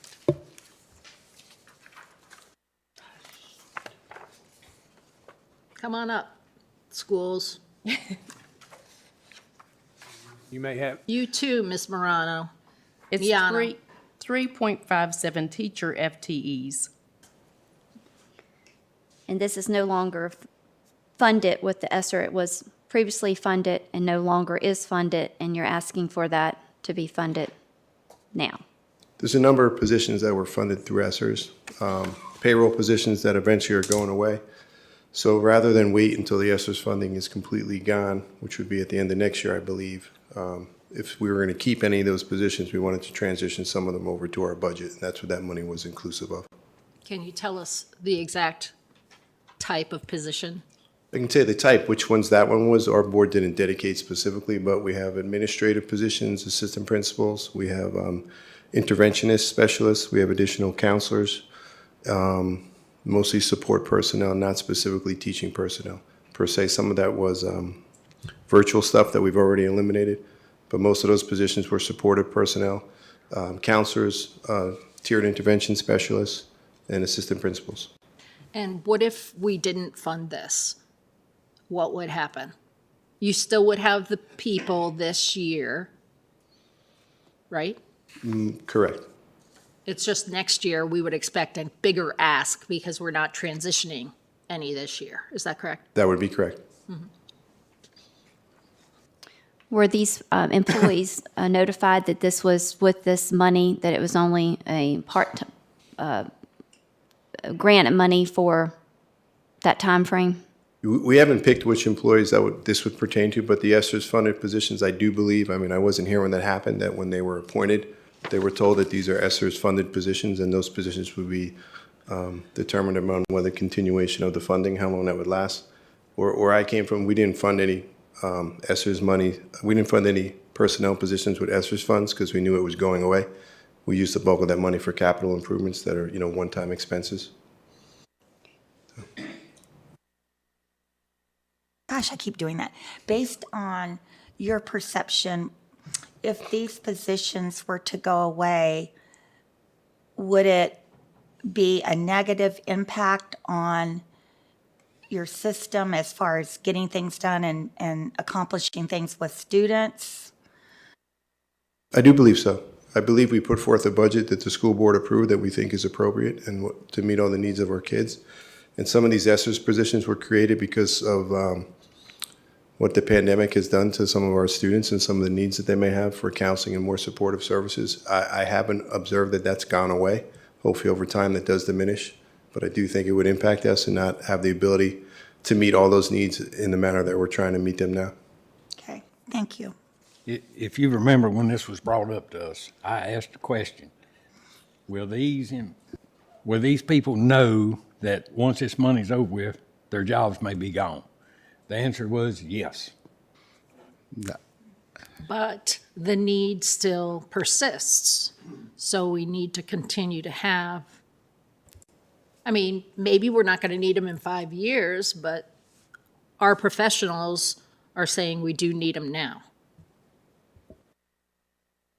I thought these were supposed to be absorbed into their regular teaching positions.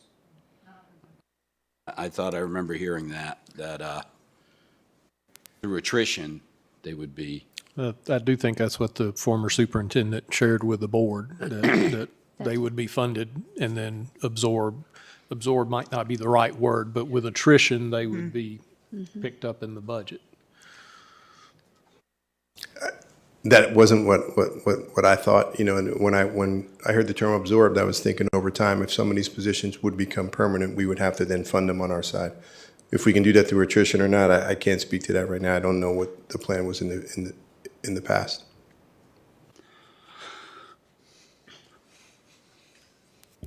Can we move on? I'm willing to cut this $250,000. I am too. Me too. Yeah, I am as well. And I do remember us saying, you know, this money may go away, or this money is not going to last. Here comes the Grim Reaper. He giveth and he taketh away. How many people will this affect this year? The funding document that was prepared by the schools indicated that it was 3.57. 3.57. So 3.57 individuals will not, or positions will not be filled this. Quite honestly, that might not be this year because we have the ESSERS funding. We were eventually trying to, as you said earlier, transition over. So that would be a decision the board would have to make on the overall funding that we have.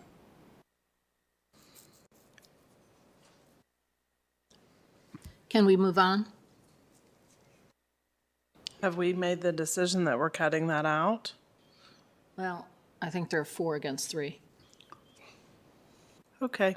Are there, in here too, for the ESSER funds, and I appreciate the school's response, the ESSER funds are, according to this email, for FY 22-23, wages and salaries are $1.5 million.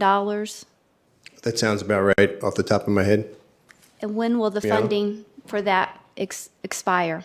Same timeframe.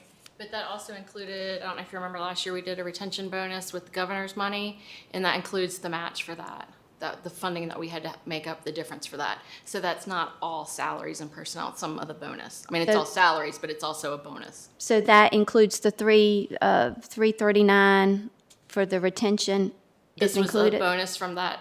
It's not the 339, that's different. That's the 23, 24. I'm talking about the one we did in 22, 20. So this 1.5 million for ESSER is the retention and these salaries? Yes. And how many positions did that cover? I think we figured out it was roughly 22 positions. 22 positions? Actually, and I just saw that one was not filled, so it should be 21. 21. And so that will expire? The end of 24. Conclusion of next year. Yes. And so Is that December or is that June 24? It technically expires in September 30th, 2024. However, those positions, we wouldn't give them like a 1-month contract. So we would end their contract at June 30th, 2024. They were federal dollars, so they're on October 1, September 30 fiscal year. And so how are you planning, I guess that's a board question, how will you fund these 21 positions? So some of them, like you guys mentioned, have already been eliminated through attrition, and that's why the number will be lower going forward. That was the most that we had at any time. So, yeah. So, I mean, how are you going to, even if you're cutting, that's 1.5 million, you're going to cut it down to keep how many employees? You're asking for the after next year, and that's a Correct. decision that the school board would have to make. I don't know.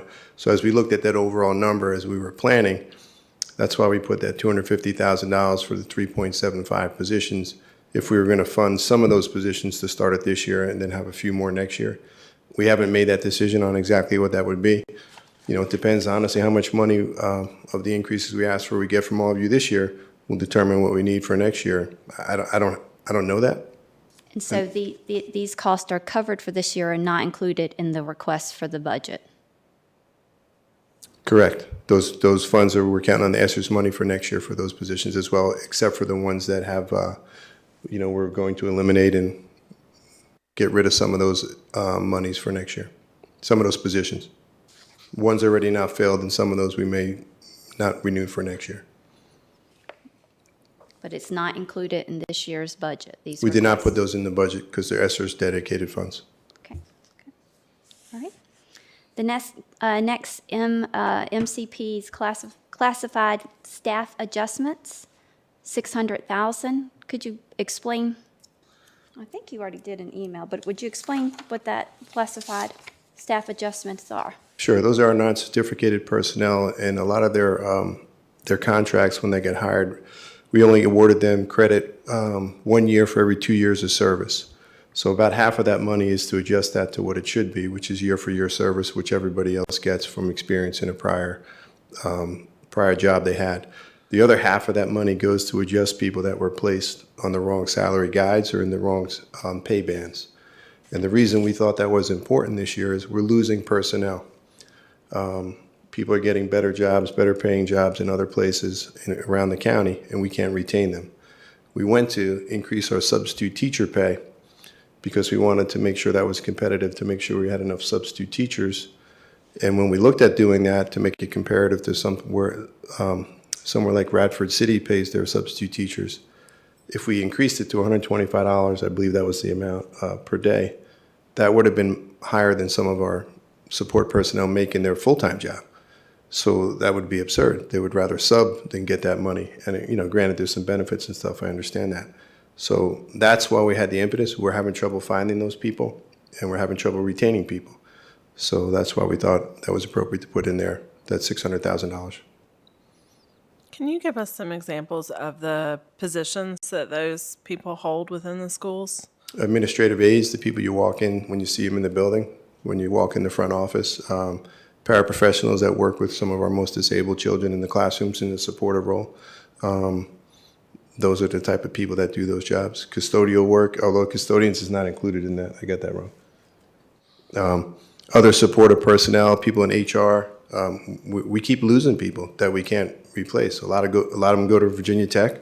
I guess they have a better package. I don't know that, but it's an issue for us, and that's why we put it in. I'm sorry. They definitely do. Virginia Tech definitely has a better package. Yeah. I think it's really important. It's really important, especially to reward people for their years of service, I would really like to get to a point where the people in the schools and in the county were actually in the right bands and being paid according to those bands. I know the county's worked really hard to do that. And it just seems like every year there's something else that the schools hasn't been doing where they can't say that, there's always gaps, different places.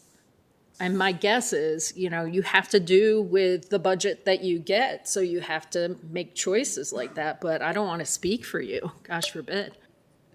I think it's dynamic too. I think sometimes the county has seasons that we need to adjust certain positions to retain them. Law enforcement is a prime example of that. And I'm sure that you have a wide variety of employees that there would always be a different group that might fall into that category.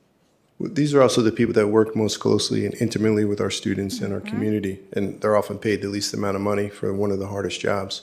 So I get why we're having a hard time finding people. We thought it was appropriate to make that recommendation to help better serve our community. So that's why we put it in there. I'd recommend that we keep that 100%. Has anybody explained to you why they were only given 1 year of credit for 2 years of service? I mean, how did that get started? I don't know that. No one has explained that to me. I can't speak to that. I don't know why they did that. It's come up because it's not equal and it's not equitable to other people that have gotten one-for-one experience in the professional side, and they may happen to make a lot more money. So I don't know why. I could surmise that it was as a cost-saving measure that we didn't have the funds. I don't know that, though. Can we move on from this topic, please? Would these, in just 1 second, Dr. Bregan, would this also include, so when you're getting up to where they need to be, it could be considered a raise? Oh, it would definitely be considered a raise if you're making more money than you made last year, right? I would consider that a raise. Okay. So it would not, so this is different than included in the 5%. This is additional. I do believe so, Ms. Miano. Or But the average of 5% probably wouldn't change because I bet did we these treat aren't that that totally many. separate? You I know, don't We remember. treated that completely. They're treated. I think they would get a 5% on top of it, but the 5% wasn't enough to get them where they needed to be. The answer is yes. That would be the 5% on top of that. So 5% on top of this as well. Correct. Which is no different than when we classify employees and Yeah, also give same them a thing. raise. Right. So what you're saying is the people that actually, don't want to say this mean, but that actually work with the students is going to get this money. That's correct. And I have not found anything you said, Mr. King, to ever be mean. Well, I didn't want to sound like other people didn't work. I understand what you're saying. These are the people that work closest with the children and sometimes with the children that have the most amount of needs. Yes. And I think it's something that they need and it's worthwhile. I agree. If we leave this in there, could you send us email what positions will receive this money? I could do that. I could tell you exactly the positions. Yes. Right. And if we leave it in there, I would like for us, once he sends us that email, who will get this money, I would like us to make sure the school board knows these people will get that money. But we don't get the authority to say how they spend it. I mean, what I'm saying is, this is our recommendation, they get this money.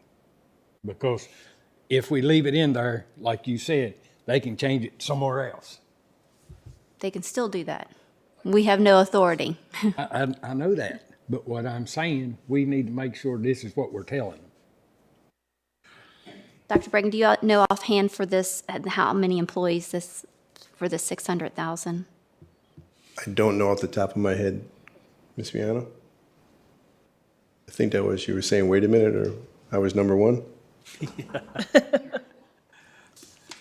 I actually believe it's 170-ish positions. That's pretty incredible. It affects all 71 of the, oh, I'm sorry. Nope, just kidding. Thank you. 88. Are you sure? Pretty sure. Ms. Miano said 88, but we'll get you that actual number because So I'd not rather give you the actual 170. number than not be totally accurate.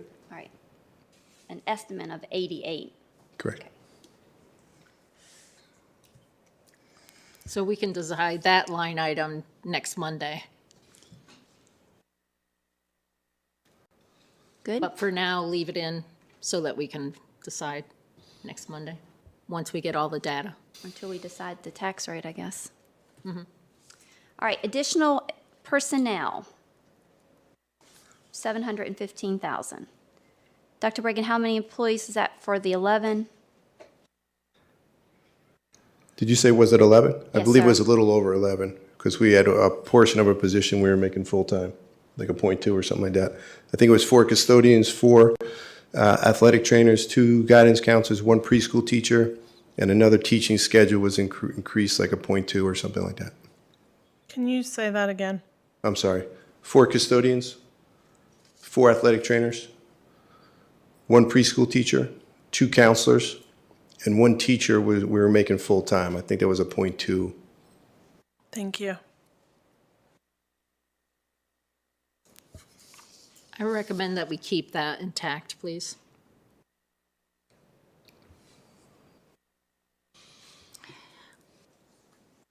I support that, especially these athletic trainers, because I've had parents actually talk to me about the athletic trainers and being at games when there wasn't one. It's not a good thing. It's liability that we don't need as a county. I mean, isn't there, are we talking about gym or are we talking about sports? Sports. like Sporting play events, games. after-school activities, extracurriculars typically, and we have a contract with VCOM to provide those services, but they've been unable to do that. I actually had a meeting with Dr. Rollins to talk about possibly working with her more closely next year, and we're still open to have that conversation, but they have not been able to commit that they have the people that could fill those positions. The thought was, if we advertise it as a position, let's say for Auburn High School or for Eastern Montgomery High School for a dedicated athletic trainer position, we would have interest and people would apply. And we have advertised it and people have applied. Obviously, we didn't hire anybody yet. That's pending, our budget constraints. There's also a preventative nature as well as a rehabilitation nature to those positions that people don't take into account. It's more than just being there actually at the games when something takes place. It's being able to prepare the kids before the games and giving them stretching exercises, working with them, taping them, and giving them things that they can work on, and then afterwards rehabbing them and helping them getting back to full speed so the injuries don't keep getting worse. So there's nobody doing that now? There is not. We have VCOM where they cover some of the schools. I think we have, don't hold me to this, but I think 2 of our schools are covered most of the time with the contract we have for VCOM. But since I've been here, we've never had all 4. What is the cost for the VCOM contract? It's cheap. I want to say $60,000. There's a cost that's shared by VCOM, us, Lewis Gale, and Carillion, and altogether they chip in amount. I think it comes up to over $250,000 because everybody benefits from that arrangement that we have. But they haven't been able to get the actual bodies. Our cost for that is very small, and it would be a great deal if they could provide the service. But at the end of the day, if the people aren't there, even if it's a savings, it doesn't really help.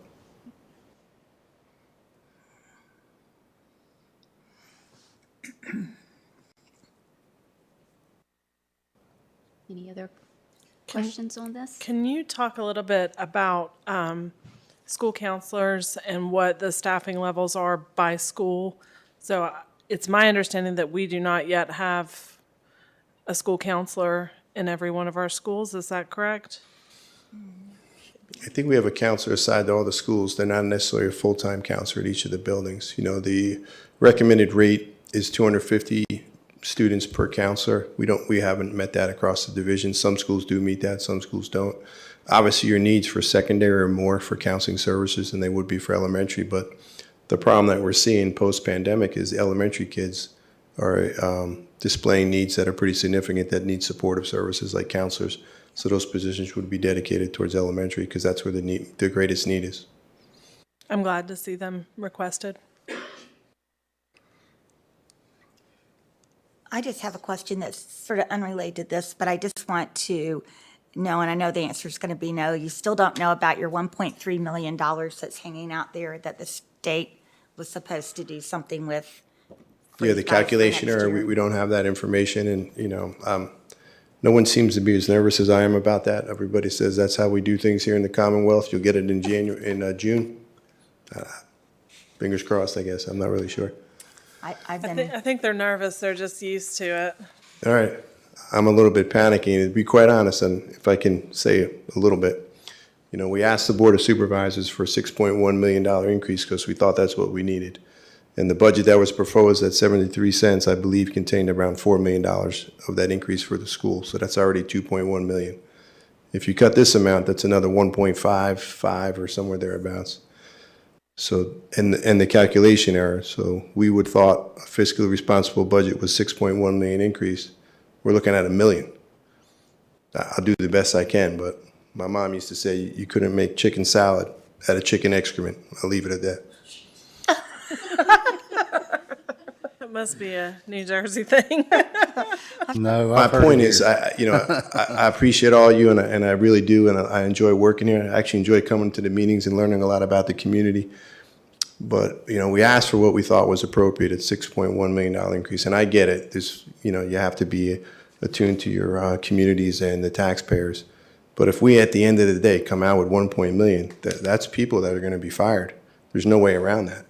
And when class sizes go up, students' needs aren't being met, all of a sudden the county doesn't look like such a great place to live anymore. Our schools are what determines the value for our young families when they move here. And I get it, and the tax base and all that, and the assessment.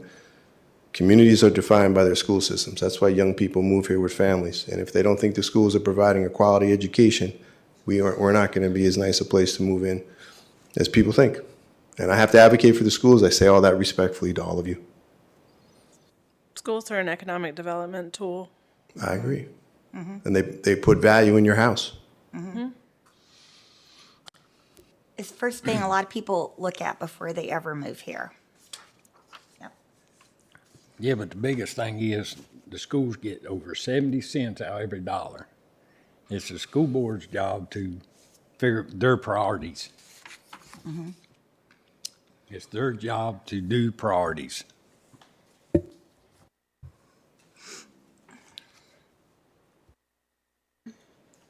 So I don't think we should have cut the ESSER positions. I understand that is the opinion of the majority, but I don't feel comfortable cutting anything else. I agree. Me either. We've cut more than we should have. Continuing on with other school, in this sheet that I think Ms. Hill just passed to us, and Dr. Reagan, I'm sorry.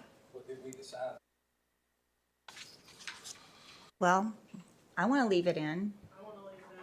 I do too. I do have some concerns with, and I understand the additional personnel, but I'm having a hard time with the 600,000.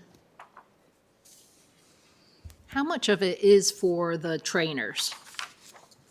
How much of it is for the counselor? The 600,000 is, none of it is for Yeah. that. That's the Oh, other. I'm sorry. My apologies. That's okay. We're guesstimating about $70,000 to $75,000 for the trainers and for the counselors. Thank you, sorry. Ms. Miano, is that about right? That was the number we roughed it out, I believe. I didn't transition the 70,000 to conversation 75,000. as quickly as everybody else did. Apologize. That's okay. Salary and benefits. I'm the one that jumped. We were I'm talking sorry. about. I didn't hear you. Salary and benefits is what you're estimating, 70 to 75 for the counselors and trainers. I do believe that was the number that we used. And for the preschooler, that was to add an additional preschool class? Correct. Do you know in what strand? I do. Which one? It would be down at Auburn. Zone Reiner. Yep.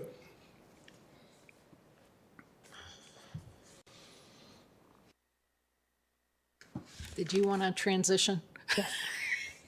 And it was my fault because we were talking about one thing and I said something else. But right now, why don't we move on to other school and leave that right there unless there's other discussion? That's fine with me. Do you have some suggestions? I had some questions on this document for Dr. Bragan, and I don't know if you have the same sheet that we're looking at. I'm sure I can figure it out. It's page 27, so. I'm looking at you for the, let me get my thoughts here together.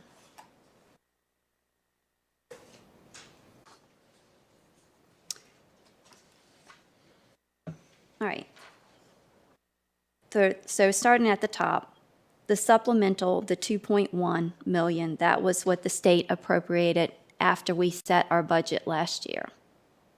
Correct? Yeah, I'll you defer weren't to- here. To Ms. Miano for that one. I believe that is correct. That's correct. Or Angie, that's correct. All right. then you have a savings here of savings and a lapse of 984,560. But then the 600 you've added for the classified staff adjustments under that savings and lapse. So I guess if I'm doing those two numbers, that's really only a savings of 384. If you look at it that way, I believe that is correct. You know, the lapses, the terminology I used to use was breakage. You know, people retire at a higher salary and you hire new people at a lower salary. So I believe that's correct, Ms. Miano, that's what we do. Okay, all right. And then this 5%, it's a $5.3 million for the salary, 5% salary increase. I guess this is the question again. The 1% retention bonus balance from ESSER, the $339,895. Can we get an explanation? That's already funded with ESSER money, or you're requesting that? I believe that was a one-time funding from the ESSER's money to do that. Is that accurate, Ms. Miano?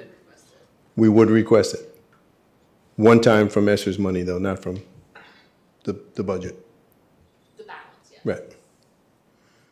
I'm sorry, I'm still It confused. was a one-time, it would be a one-time utilization of a portion of the ESSER's funds to do that. So is it, I guess I'm confused. Is this coming from the ESSER fund, or is this something additional that you're asking for this funding? Does that make sense? Does make sense. So this is set up similar to the retention bonus that we received in the prior year, where the state funds us a portion and then they tell us to find the extra money to fund it. And they've told us that we can use extra money to balance the amount, like essentially to find more to pay the $1,000 or the 1% to those employees. Previously, it was $1,000.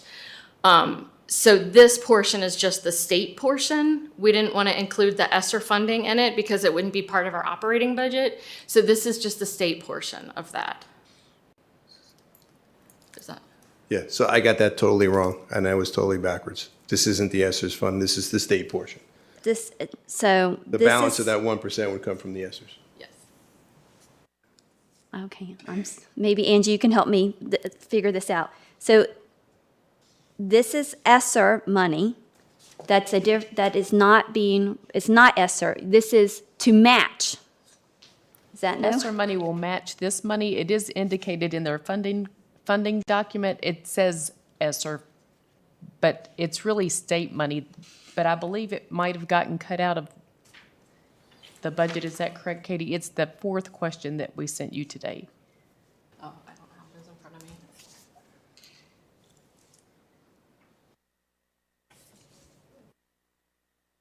So I guess what I'm asking, are you asking us to fund that? If you look at page 21 of the funding request, you'll see that there's a bonus payment on there. This is the school operating fund state revenue. There's a bonus payment listed on there, and you'll see that amount is $339,895. Okay. That matches exactly what we put in here for the 1% retention bonus. When we presented this to you, whenever that was, I'm sorry, my time is okay. all out of February. whack. February. We had mentioned that we weren't sure what the retention bonus was going to look like, what the state was going to say that we needed to pay, or what restrictions there were going to be on it, or what we would be able to do. They had said at the time it was 1%. The skinny budget that they've recently released does not include any retention bonus money. So this money needs to be taken off? It will be removed from the revenue source, yes. So it will be That's removed what from the is revenue indicated. and the expense side, so it's Yes, it's so it's a a net wash. zero. So It was a net zero in here, and it's still a net zero. Okay, so that means it's gone, so it will be off of the budget request? We won't put it on this sheet because there was revenue behind it, and the revenue's going away as well. So It'll that- be off both sheets, the revenue and the expense Okay, sheet, yes. so there would be, okay, so that answers that question. So it's gonna be not zero, it's gonna be zero. We're not Yes. giving, okay, that makes sense. Okay, thank you. And then, we just went over the 250 and the 6 and the 7. Okay, answers my question on that. I did, on the brochure that you got, and now again, you realized that you just said it's going to be zero, so there's nothing, but if you all had kept that, the administration, on this page, it says the administration will determine the source of additional funds to provide this retention bonus to all employees. Where was the funding source going to come if it was kept? The ESSER's funds, I believe, would make up the other part. Yes, it would have been, the balance we had determined, or we're trying to determine that we would be able to take them out of ESSER funds, and we are fairly certain that we would be able to take them from ESSER again. And if that's only for the SOQ positions, what would That's where we would make up the non-SOQ funded positions as well, is in the do the ESSER. ESSERs? And how much of the ESSER funds do you have left? So this brings back up the ESSER positions. As we know that we're not filling positions through attrition, which Dr. Bragan spoke about, that would free up those dollars to use to pay for the bonus, the one-time bonus, because then they would become one-time only money. Okay, all right, thank you.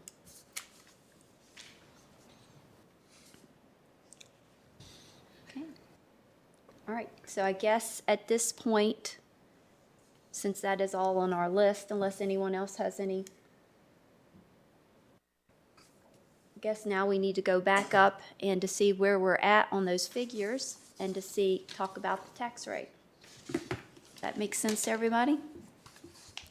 First round, and then now the next round.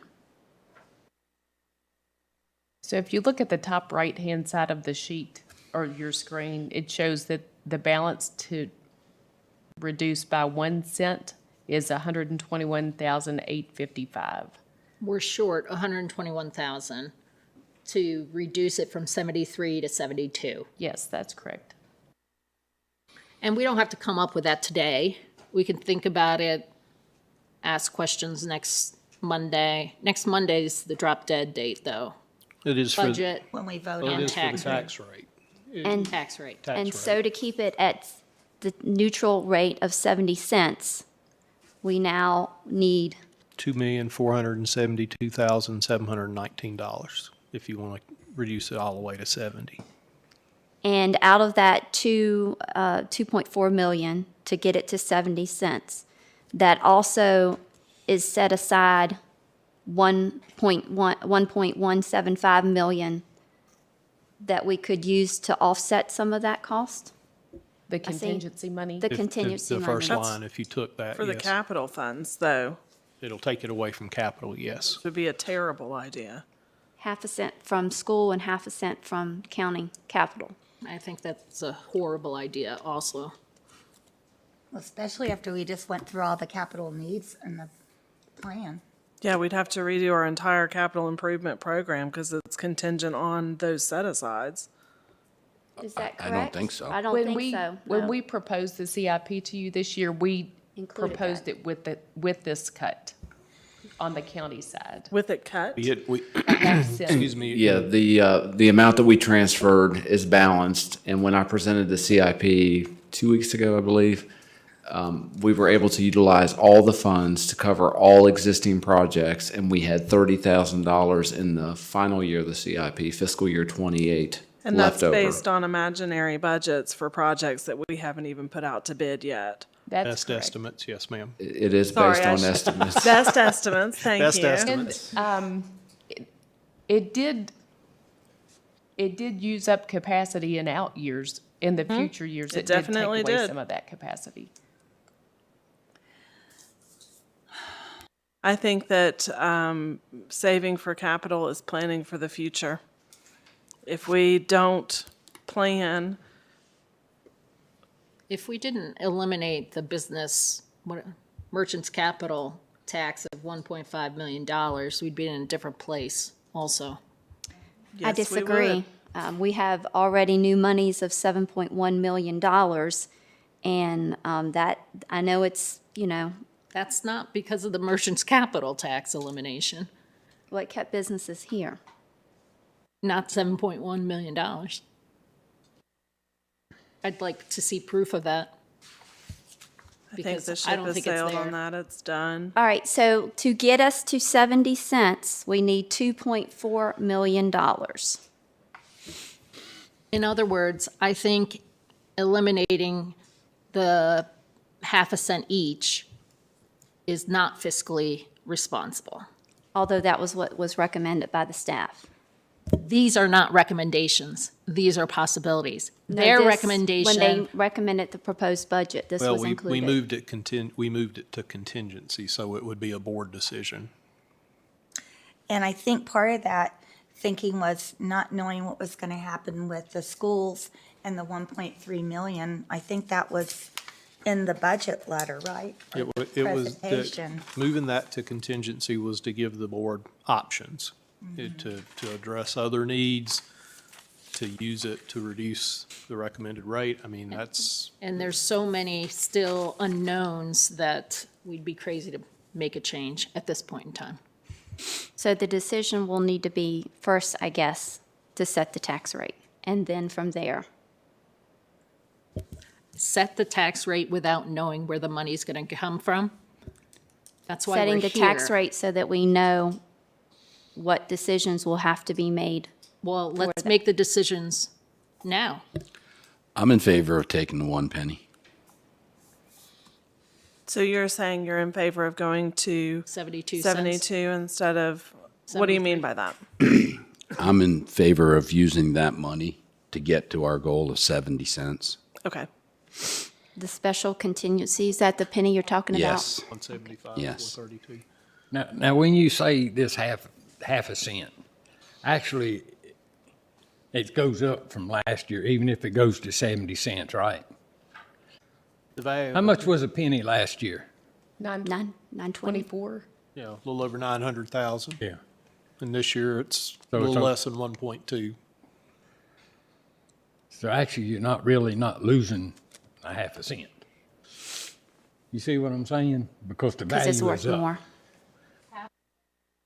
Because the Half value a is, cent last year was 450,000 or so. Half a cent this year is 550,000 or so. That's what So I'm it's saying. about $100,000 difference. that's what I'm saying. I mean, I'm in favor of putting that to the side and cutting a half a cent on each one. I think we're, what do you call it? Cutting the nose out despite the face.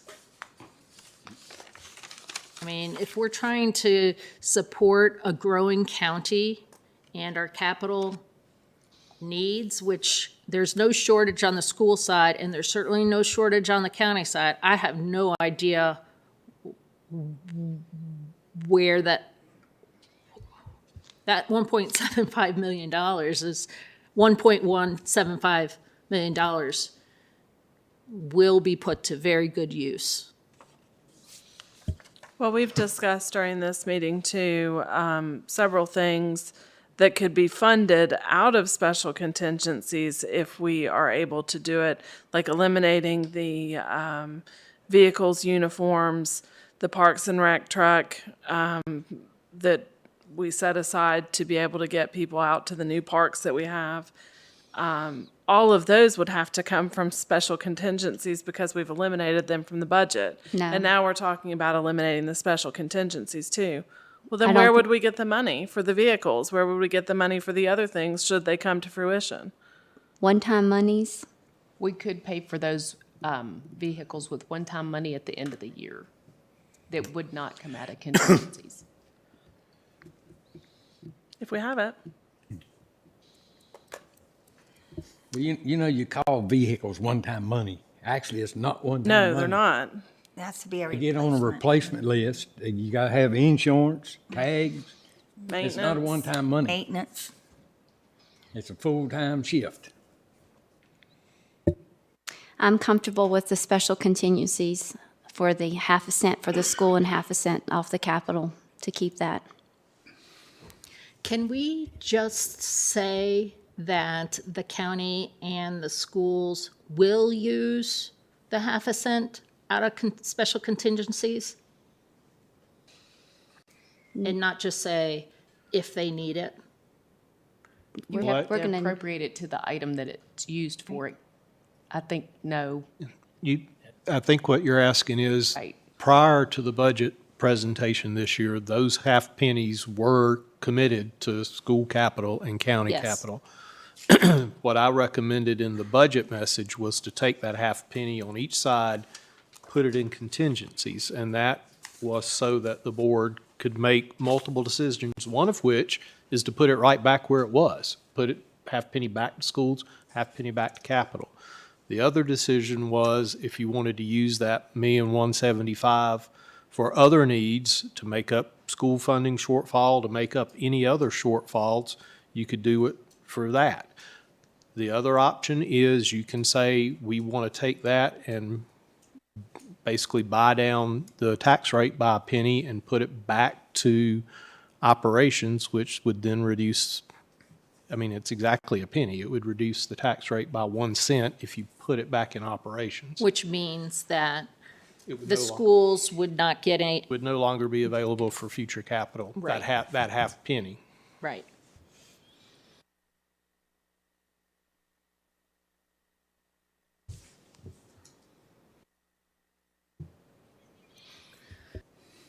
If you're talking about going from 73 to 70 cents, you're really talking about cutting out, what, $3.5 million out of the budget.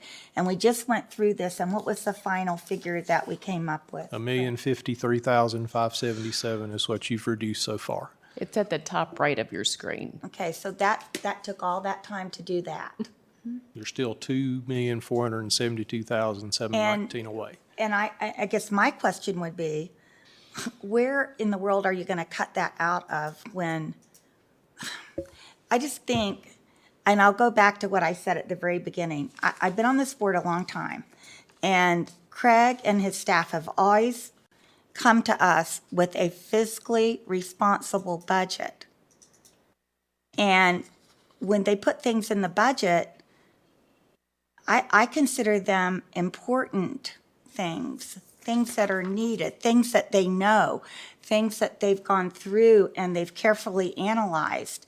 And so when you start, picking through things to take things out, it's one thing to come to the 1 million, but I don't know where 2.5 million is going to come out unless you want to cut salaries, positions, or cut it out of the schools.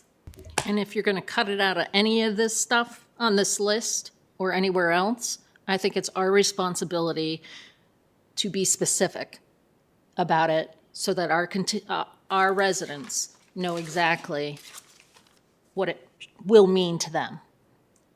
For their services they expect. And what our employees will, what it means to everybody. How many cents are we putting into that capital, county capital school? Isn't it like 2.5?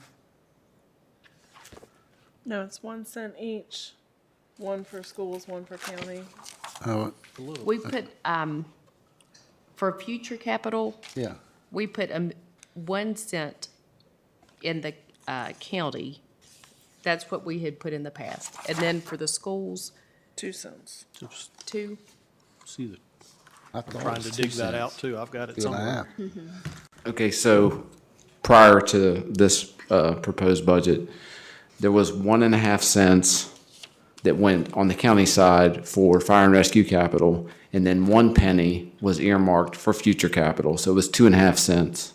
Right. On the school side, they had 2.5 cents, so it was equal, 2.5 on both sides.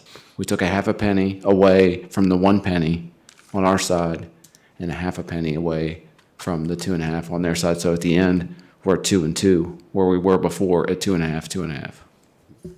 I'm fine with that too. So there's 1.1 million.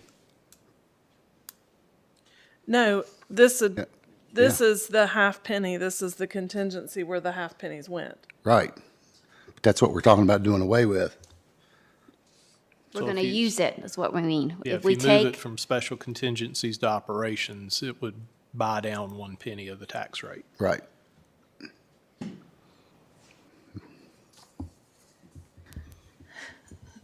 What are special contingencies? Special contingencies are, they're earmarked for certain items that we haven't determined the exact amount of or the timing of. Those are special contingencies. Then we have general contingencies that's based on the general fund the general fund budget. That's set aside every year. We include that in our budget for items that come up throughout the year that we don't anticipate at all. Special contingencies, when we propose salary increases to you, instead of spreading that throughout the departments until we know what your will is, we put that in special contingencies. We've put funding matches for the health department and Child Services Act before in special contingencies, those kinds of things. So is everything in special contingencies earmarked for something already? Special contingencies are, but general contingencies are not earmarked for specific items. Because we're using general contingencies throughout the year because things pop up throughout the year and we need money for that. Yes, that's right. The SROs are in the special contingencies category this year. Mm-hmm.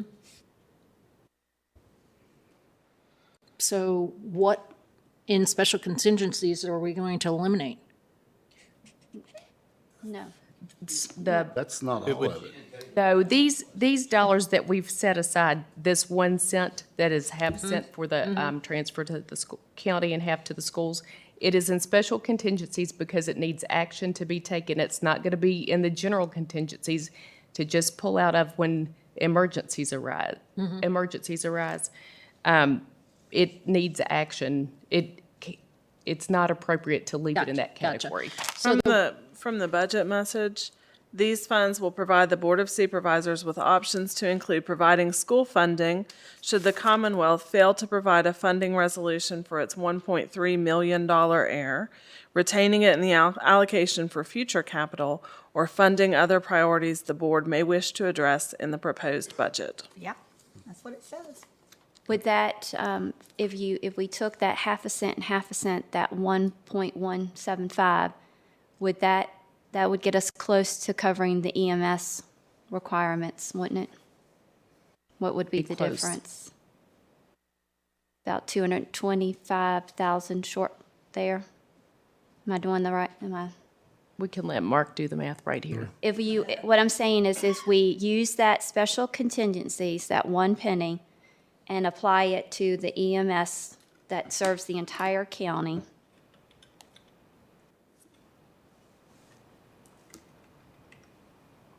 But it doesn't leave anything for the unresolved state budget. Right. That's why I keep bringing it up, because I think we need to keep reminding ourselves that nothing has been settled with that. The state budget for the schools, the 1.3 million, and it looks like they're not going to make any decisions till the end of June, so. Well, I understand that, and I understand your concerns about that. But Montgomery County taxpayers has carried the load for the schools every year. They have added and added. The county taxpayers cannot carry the burden for the state. They just can't do it. When the state bails out, that's when we and the school board needs to go to the state, the people it's elected, and say, look what you're doing to us.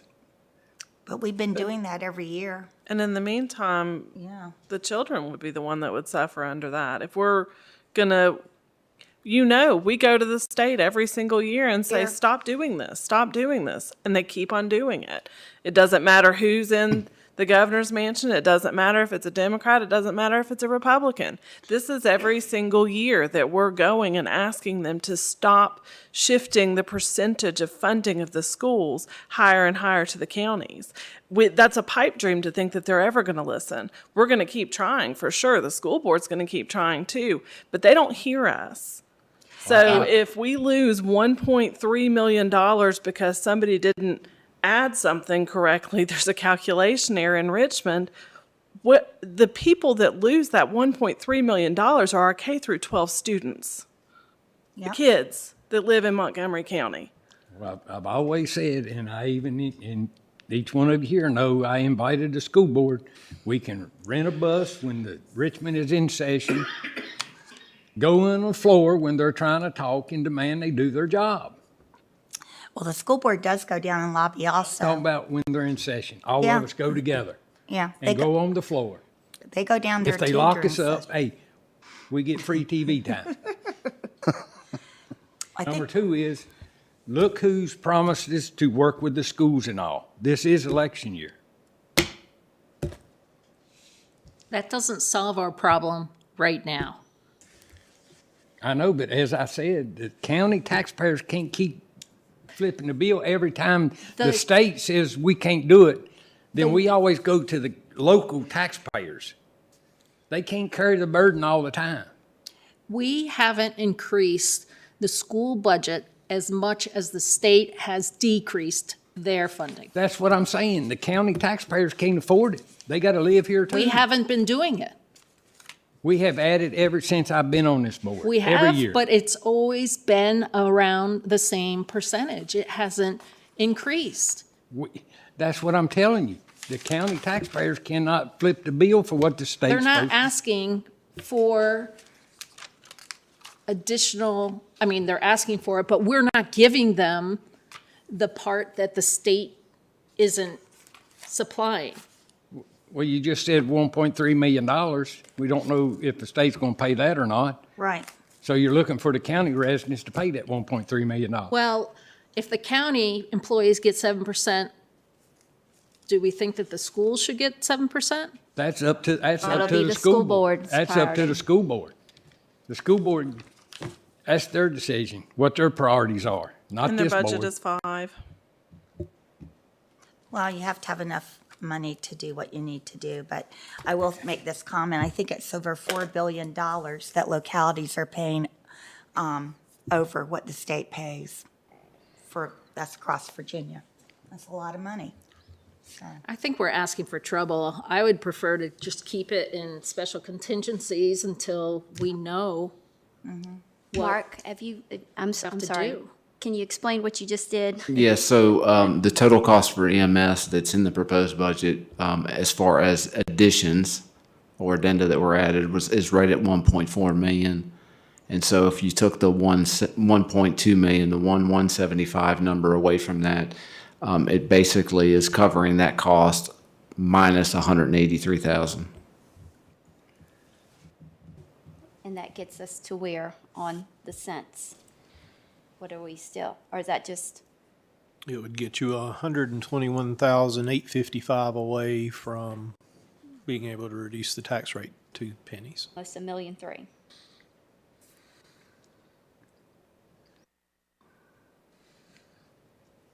I don't understand. The budget is only 4% more than last year, 4.3. 4.3, and inflation was over 6. We're not keeping up with the demands of our county, and our county's growing. And you're asking the county to absorb all of it, and our citizens not to absorb any of it. Let me read something to you. Okay. A house that was appraised at $145,800. When they reassessed it, it went up to $213,700.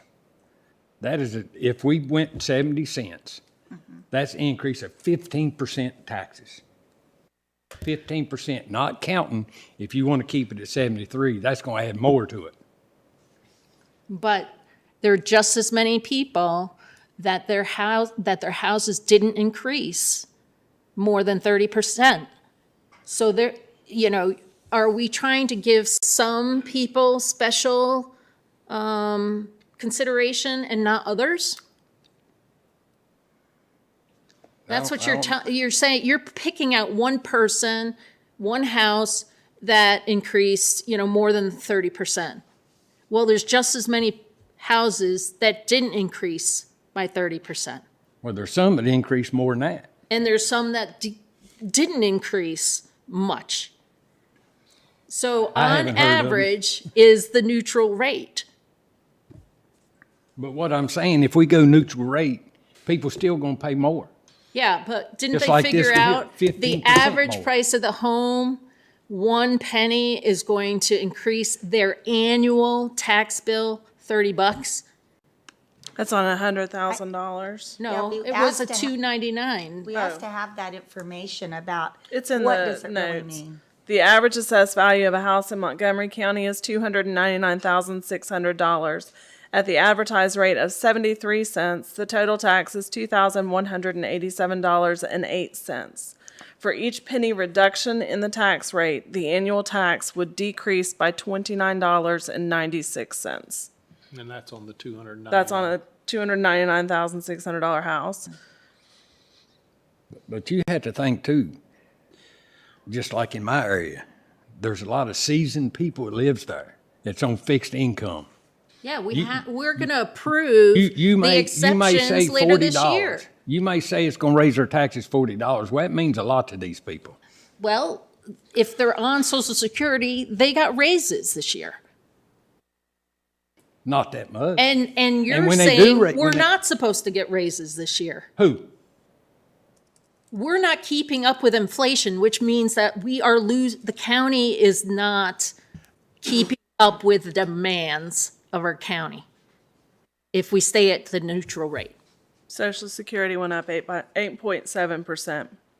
And then time Medicaid kicks in, they got to pay that. And besides, later this year, we're all going to approve that the senior citizens, whatever that rule is, get a discount, get to continue to get their discount.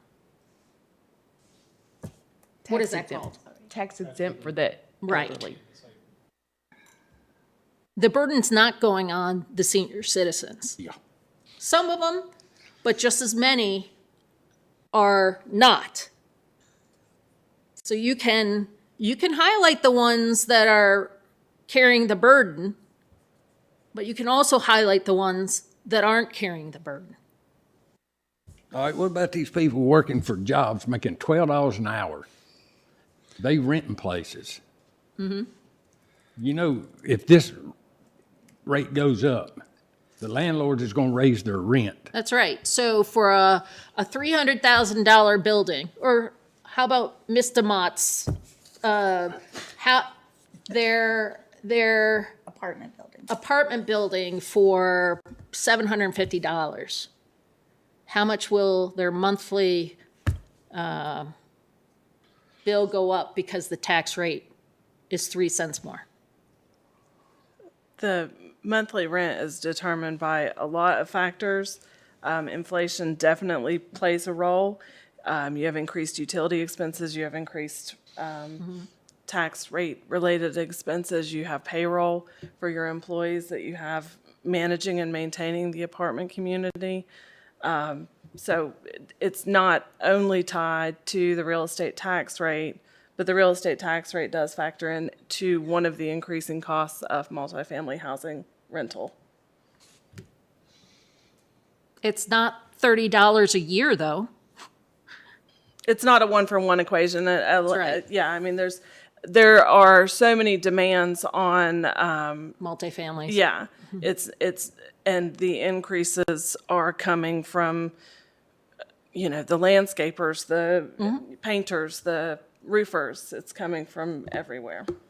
So it will be more than $30 a year. Not because of the real estate taxes. Well, I'm stuck with 70 cents. How are you going to get there, though? Yeah. Oh, well, we've got almost 1.3 million here to go. Any ideas? Well, Let's go back and look at the school. Why? the additional personnel, that's 715. How many personnel is the county asking for? Yeah, why are we just looking at one? What, on the school side, what is the average carryover? And Ms. Hill, I'm sorry. I'll get that. Hang on just a And then can you tell us what the average carryover is for the county, please? I don't know if I have that I was going number. to say, I don't know if we have handy. either of those numbers handy. What did we just, was it over $700,000 that that they carry over it and we appropriate it to school construction. Does that sound? They used to use that for the buses. Yeah. But bus we didn't, replacement. we just appropriate it Into the capital fund time. from into the the schools. capital Yeah. fund. And that Or was from 700.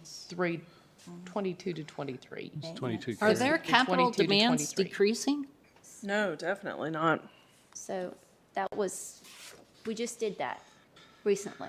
Yes. So that I'll- was- I'll get those numbers for you for both the county and the schools. But there was But, not 700,000 carryover Yes. that we just put to school construction. That was it. Capital. Yes, that's right. And we have upcoming we have a major capital project upcoming in Christiansburg. I know, we've been borrowed $90 million that's been sitting there for over a year. Yes, I know. And estimates of this Christiansburg High School at the last time that Ms. Whitaker was here was $1,016,000 plus, and the bidding had not gone up. 116 million. 116 million plus, and the bidding, starting the bidding out there for that. Yeah, we have to wait for the bids to come back in. So also, if you could give us the number of county positions that we're adding. I thought we had that I think in that the was We have message. that. Five, It's in the, I think. Five positions that are not law enforcement or EMS. There are 5 other positions. How many are there total with law enforcement and EMS? If we did, how many SROs would you like me to count? 3 or 5? Three. So there would be 12 EMS, 17, 20, a total of 20. So we're requesting 20 new positions. They're requesting 11 new positions. And with the cut that we've already made, we eliminated 3.57 positions. No, the, There are 11 11 in are the new. 715. or the 715. And then there were Okay, 3. gotcha. Yep. But those EMS and resource officers are, for everyone, and the school resource officers is something that on their survey, safety survey, was a priority as well. And because of COVID, the schools have new needs, and that's why they need these positions.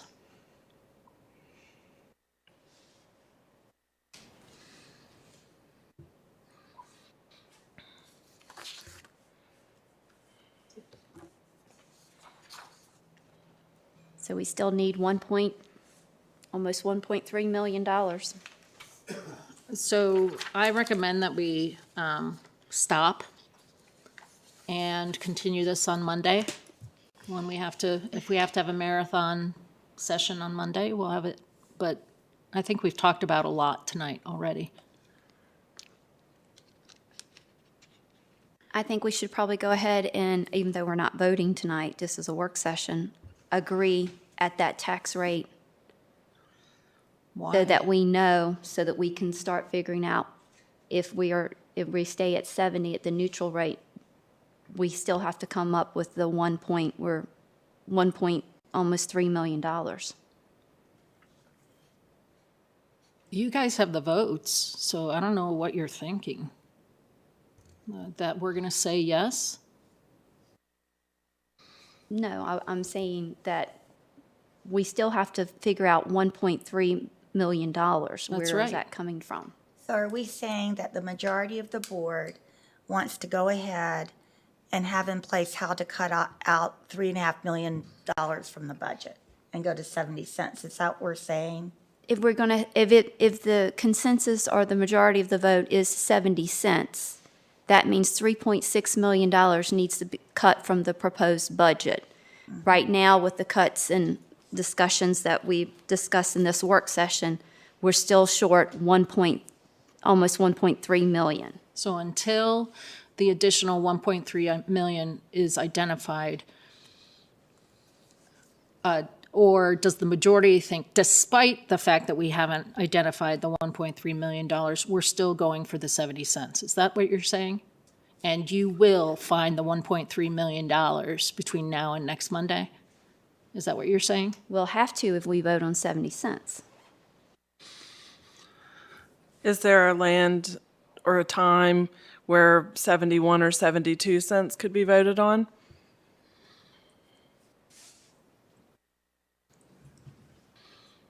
I'm good at 70 cents for me personally. I'm at 70. I done said it, I'll say it again, I'm at 70. And so am I. Well, then we're done. As soon as you can identify the $1.3 million, please don't wait until next Monday so that we have some time to kind of ask some questions around those. So do we want to continue on and look at school budget? I have a question. Like, why are we specifically looking at schools and not everything that goes into the county budget? Is it because there's $4 million there and that's easy just to take out, whack out $1.5 million? Or is it because, I mean, what is the reasoning? Well, we just already cut 800 from the county side. Well, you didn't do anything. I mean, we're giving our employees 7%. We're That's a paying for priority. SROs. We're doing EMS. I mean, we're doing all these things That still on the county side. Well, that- But Was now we're going to 30% of the schools. budget.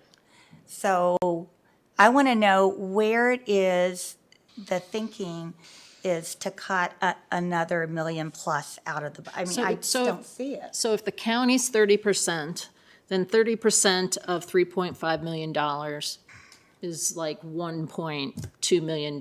Have we taken out $1.2 million out of the county budget?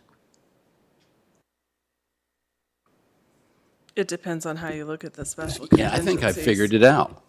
So I'm going to go ahead and tell you. Okay. You all are thinking that whatever we do for the county, we have to do for the schools. We're not already. No, that's right, and we probably never will. We have to run the county. We authorize X number of dollars to the schools. It's up to them to make it work. If we take another $1.5 million out of their $4 million, they'll figure out something.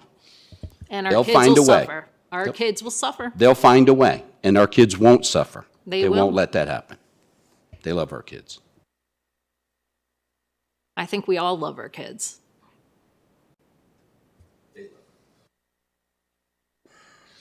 I'm glad you just admitted that you don't love our kids. I think you need to think about it too, like if you do this, you got to think about what's going to happen next year too, because the costs aren't going to go down. So is it better to look at doing something incrementally? Or is it, then you have the whole situation? I mean, let's think about it. How many people came to our public hearing? Yeah, is there a clamoring need to have it at 70 cents? When only 2 people came to our public hearing? You got the economy in the state that it's in, and we're sitting on 7.1 million increase in revenue, where normally we're looking at 2 to 3 million. And then you go and turn to the citizens and say, and we're going to take another 3 million out of your pocket. And they're getting ready. I mean, gas is headed back up to $4 again by the end of this year. And the county. Everything is getting worse. Our expenses are going up too. But we got $7.1 million. I thought I said that. That's a lot of money. Yeah, we all got to tighten belts. Just the way it is. And none of us can keep up with inflation at this point. I would say you're correct. That would be pretty hard right now. Yeah. Craig That's and something that we Angie, have to do. We always have to keep up with inflation because It's- you and I have been on the board the same amount of time and we haven't kept up with inflation. It's fiscally responsible to keep up with inflation. But we because- haven't done it because we can't do it. Yeah, so we're handcuffing future boards because of the decisions that we're making right now. Oh, you gotta have more of an optimistic attitude. I don't know, Things are you gonna know, get better. it just gets tighter and tighter. No, it'll get better. Gonna suffer. It'll get better. After When? 24. When? After 2024, it'll get better. Why? Because I said so. I'm glad this is a joke. I'm really glad that this is a joke. Okay, guys, let's get let's go back to the school And if I'm correct, the 1% retention bonus is now out because it wouldn't have any revenue and it wouldn't have the Right. cost. So That's that is $339,895 that can be removed. Am I But it's a Oh, net. no. The net. It's a zero. net. Net, So, okay, yeah, all so it is no reduction to the budget. Okay, no, because it, all right. I suggest you, State did give $2.1 million last year. Additional appropriation, right, for the that was raises. required for the raises. For the raises. Okay, The 2.1, that's the first line, is that what you're referring to? that That is. was state revenue that needed to be reconciled with the budget. When the budget was approved, we did not know they were going to get that much in state revenue, so they had to ask for that as a supplemental appropriation.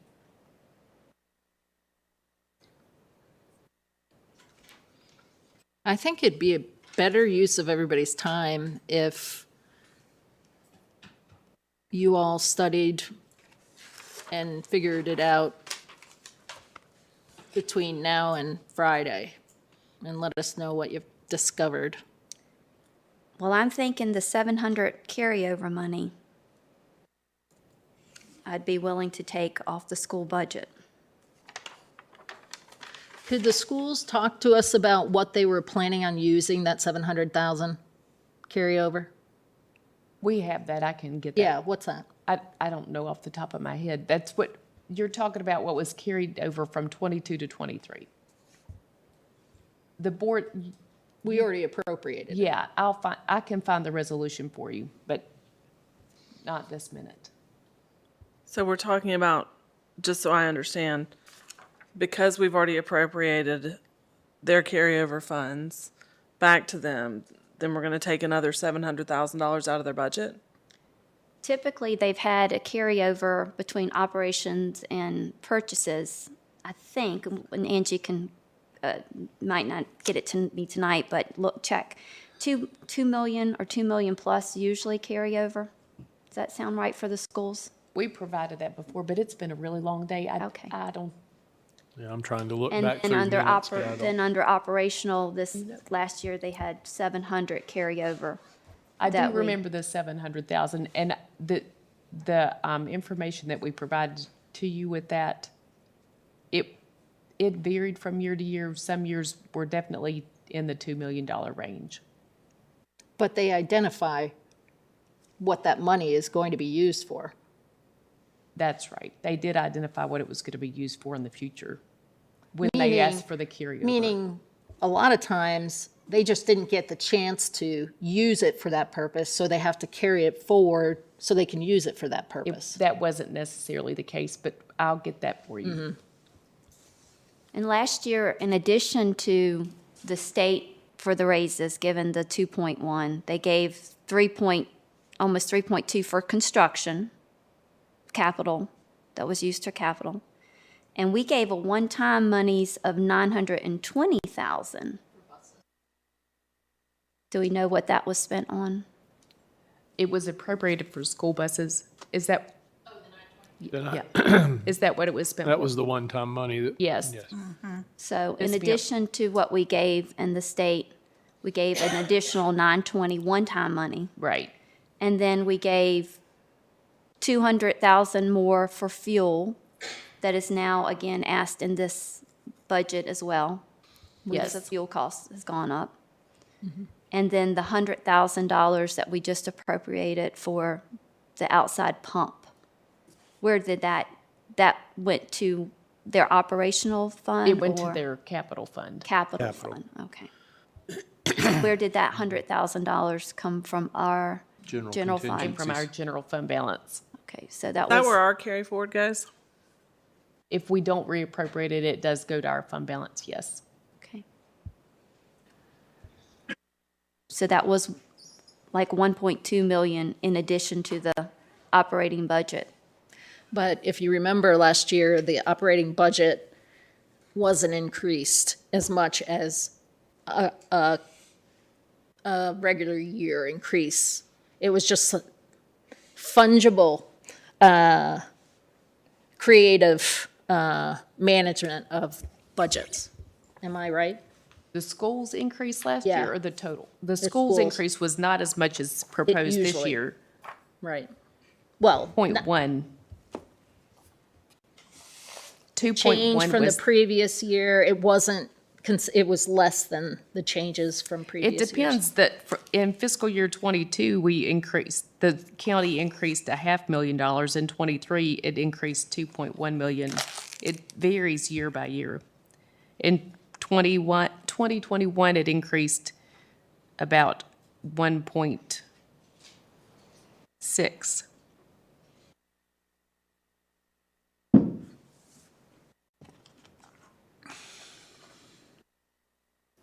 So if you have that carryover money, that'll give us some.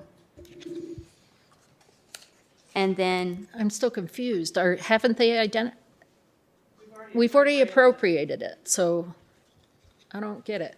no, that was last year's money. I'm just using that as an example. She's saying if that's the amount that's going to be carried over this year, instead of giving it to them so they can spend it on the things that they need to, like bus replacement or whatever it would be, we wouldn't give it to them, Wouldn't give it to them. which would break tradition of what we've done in the past. And I think, you got to think about the relationship you have between the two boards, because that's something that, we've been doing and they've been reporting back about what they've spent it on. And when do the schools and/or the county know what kind of carryover money that they're going to have? June 30th, end of the fiscal No, year. I mean, like, It's usually September, October-ish. That's when we present it to you. We know what it is in July. We know the amount available to be carried over. I mean, if we stop allowing them to do carryover, they're just going to change their practices and use it. It's just easier to carry over because it's tradition or it's just what we do, right? But we've heard that it's not a good practice to have carryover money. You should have it should be spent.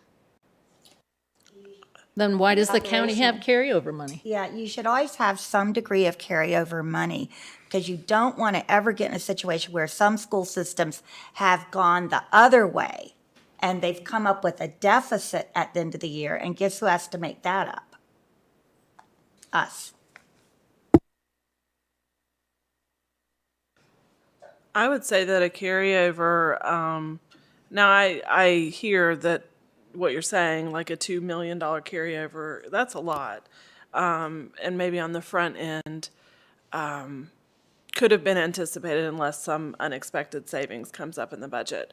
But a carryover rate of $700,000 on a $100 million plus Good. budget, I would say it is, I mean, you think about it, 2 million is like 2%. That's pretty spot on, if you ask me. so, let me finish, please. So, I think that the carryover represents, on the school side, a bit of a handshake agreement. They're going to be good fiduciaries of the money that we provide for the school system and look for cost savings when and where possible, and then report back to us, look, we were able to save this money from our budget this year and we can use it for these expenses like school buses, like Chromebooks, like technology and upgrades like that. I don't think that we should make a practice of punishing the schools for carryover, because in my opinion, if I'm in administration in the schools, then in June I'm ordering stuff, so I don't have carryover because it's just going to be taken away anyways.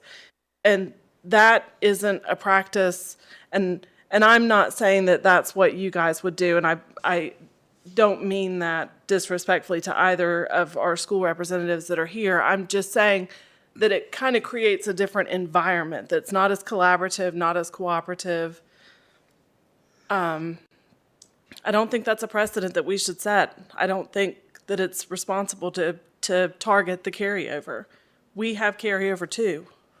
I'd like to enhance that comment because what you said is exactly what happened in the past. And because the schools were afraid they would not get their carryover back. So at the end of the year, when everything's going on, all the school activities and everything else, teachers were told, you need to spend money right now. Right this minute, you got to get it done because we want that money spent. I'm talking about, this is years ago. Was that a good practice? No. Was that a good time for teachers to be in a situation where they were trying to order things? No. So over the years, this back and forth, you know, I think it's been a good thing. And I think it's been a good thing that they have reported back to us what they've spent it on. I think it makes for a good relationship. I would not favor taking the carryover away. That's just my personal opinion. Well, Mary, comment about, and again, we have new administration, I know, but we have had some problems with communication in the past of finding out where money would be spent and how it was spent. Just last July, after over a year asking, we learned that $1.7 million wasn't given to teachers' raises, but used for technology. When it was asked, part of that was to be asked to be used for teachers' raises. Thank goodness we have a new superintendent. But still, that's, you know, so those are my, you know, concern, and we're moving forward. But, you know, communication and transparency of where these dollars are spent. And I haven't forgotten that the teachers did not get that $1.7 million.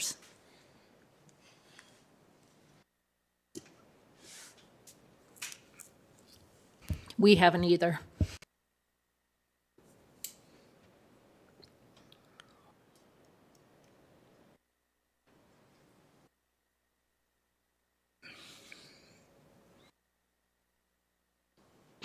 If we, I know I'm bringing this up again just for trying to figure out what we can do.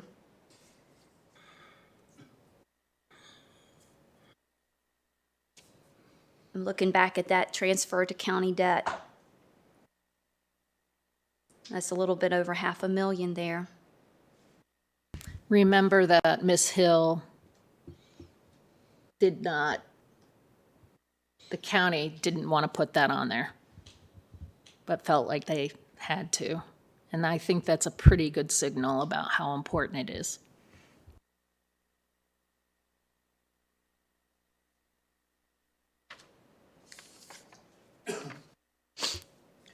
These, maybe somebody can answer this for me, but this additional personnel for the schools, if I'm not mistaken, in their budget, was their insurance fund, was it down and they needed to add to it? I think it was over $2.5 million increase on the insurance. 2.6. And they're not going to be able to do that because they didn't get all their requests. That's what, want That- these additional personnel, won't that put more of a burden on that funding? Yeah, but if you think about it proportionally, the number of employees that they have and 11 more, it's not going to make a huge difference. Just my personal opinion, I think that's something we need to look at, that additional personnel. That we should fund even more into their No. insurance? I think that's something we need to look at.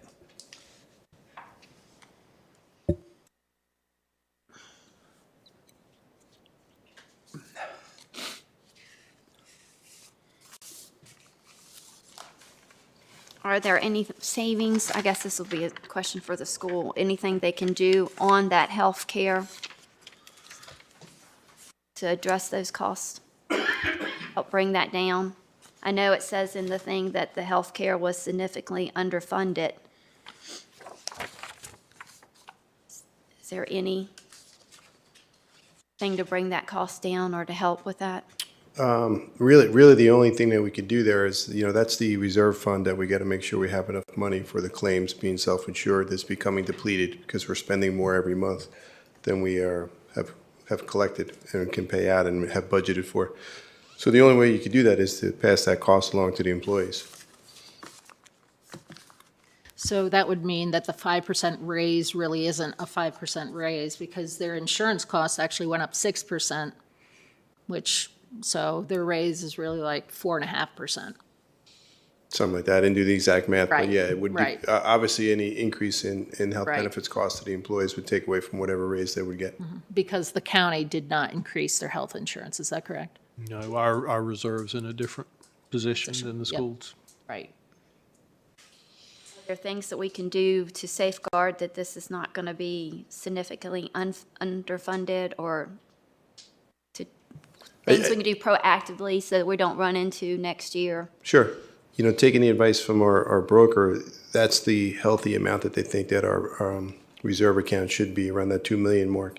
It's depleting. If we don't put any more money in there, it'll be empty. So, you know, as a self-insured plan, I think we talked about this before, we don't have insurance. When an employee goes and they get medical services, we then pay the claim. We have to have the money. And what we budgeted is less than what the claims have been. You know, the other thing would be change insurance programs and get lesser coverage for our employees too, but I wouldn't recommend that either. Because you guys have the same insurance coverage that we do, is that correct? No. Their plans are different. We're in the same self-insurance program, but their Okay. plans have different benefits. Okay. We share, mostly the costs that we share are from the third-party administrator cost and the network cost, those kind of higher level administrative costs do help us significantly, both parties, but. Spreading it over the larger group. Yeah. Right.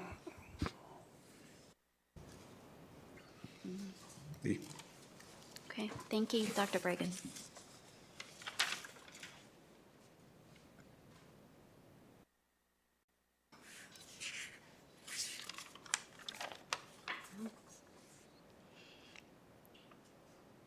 Any other comments?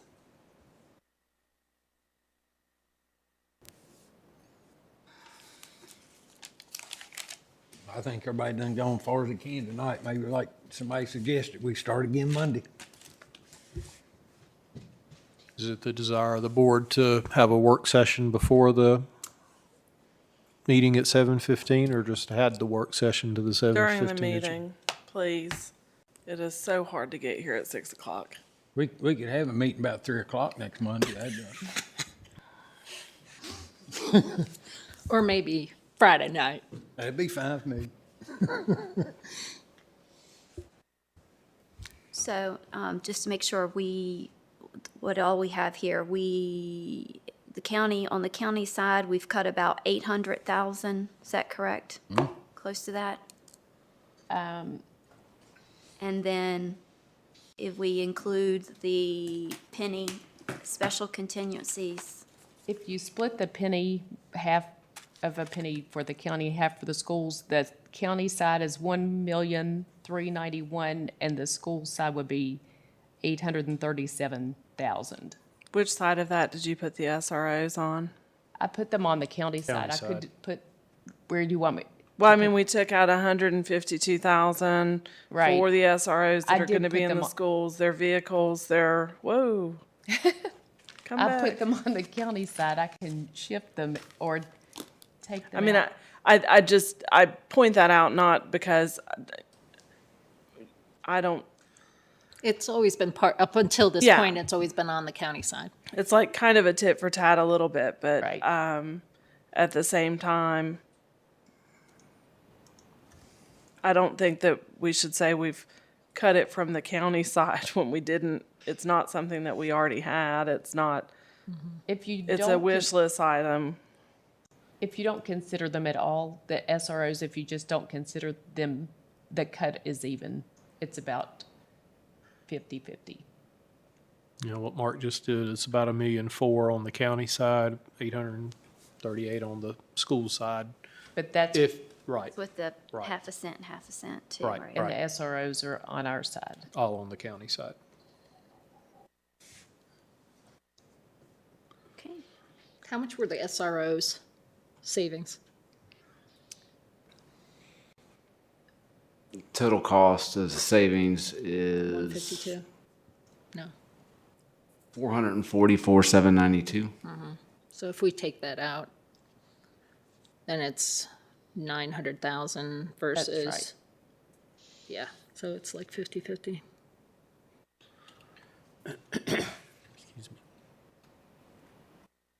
I did that right. Okay, do I have a, That's right. do I have a motion to come out of work session? Motion. Second. Motion and second, any discussion? Madam Clerk, you'll please call the roll.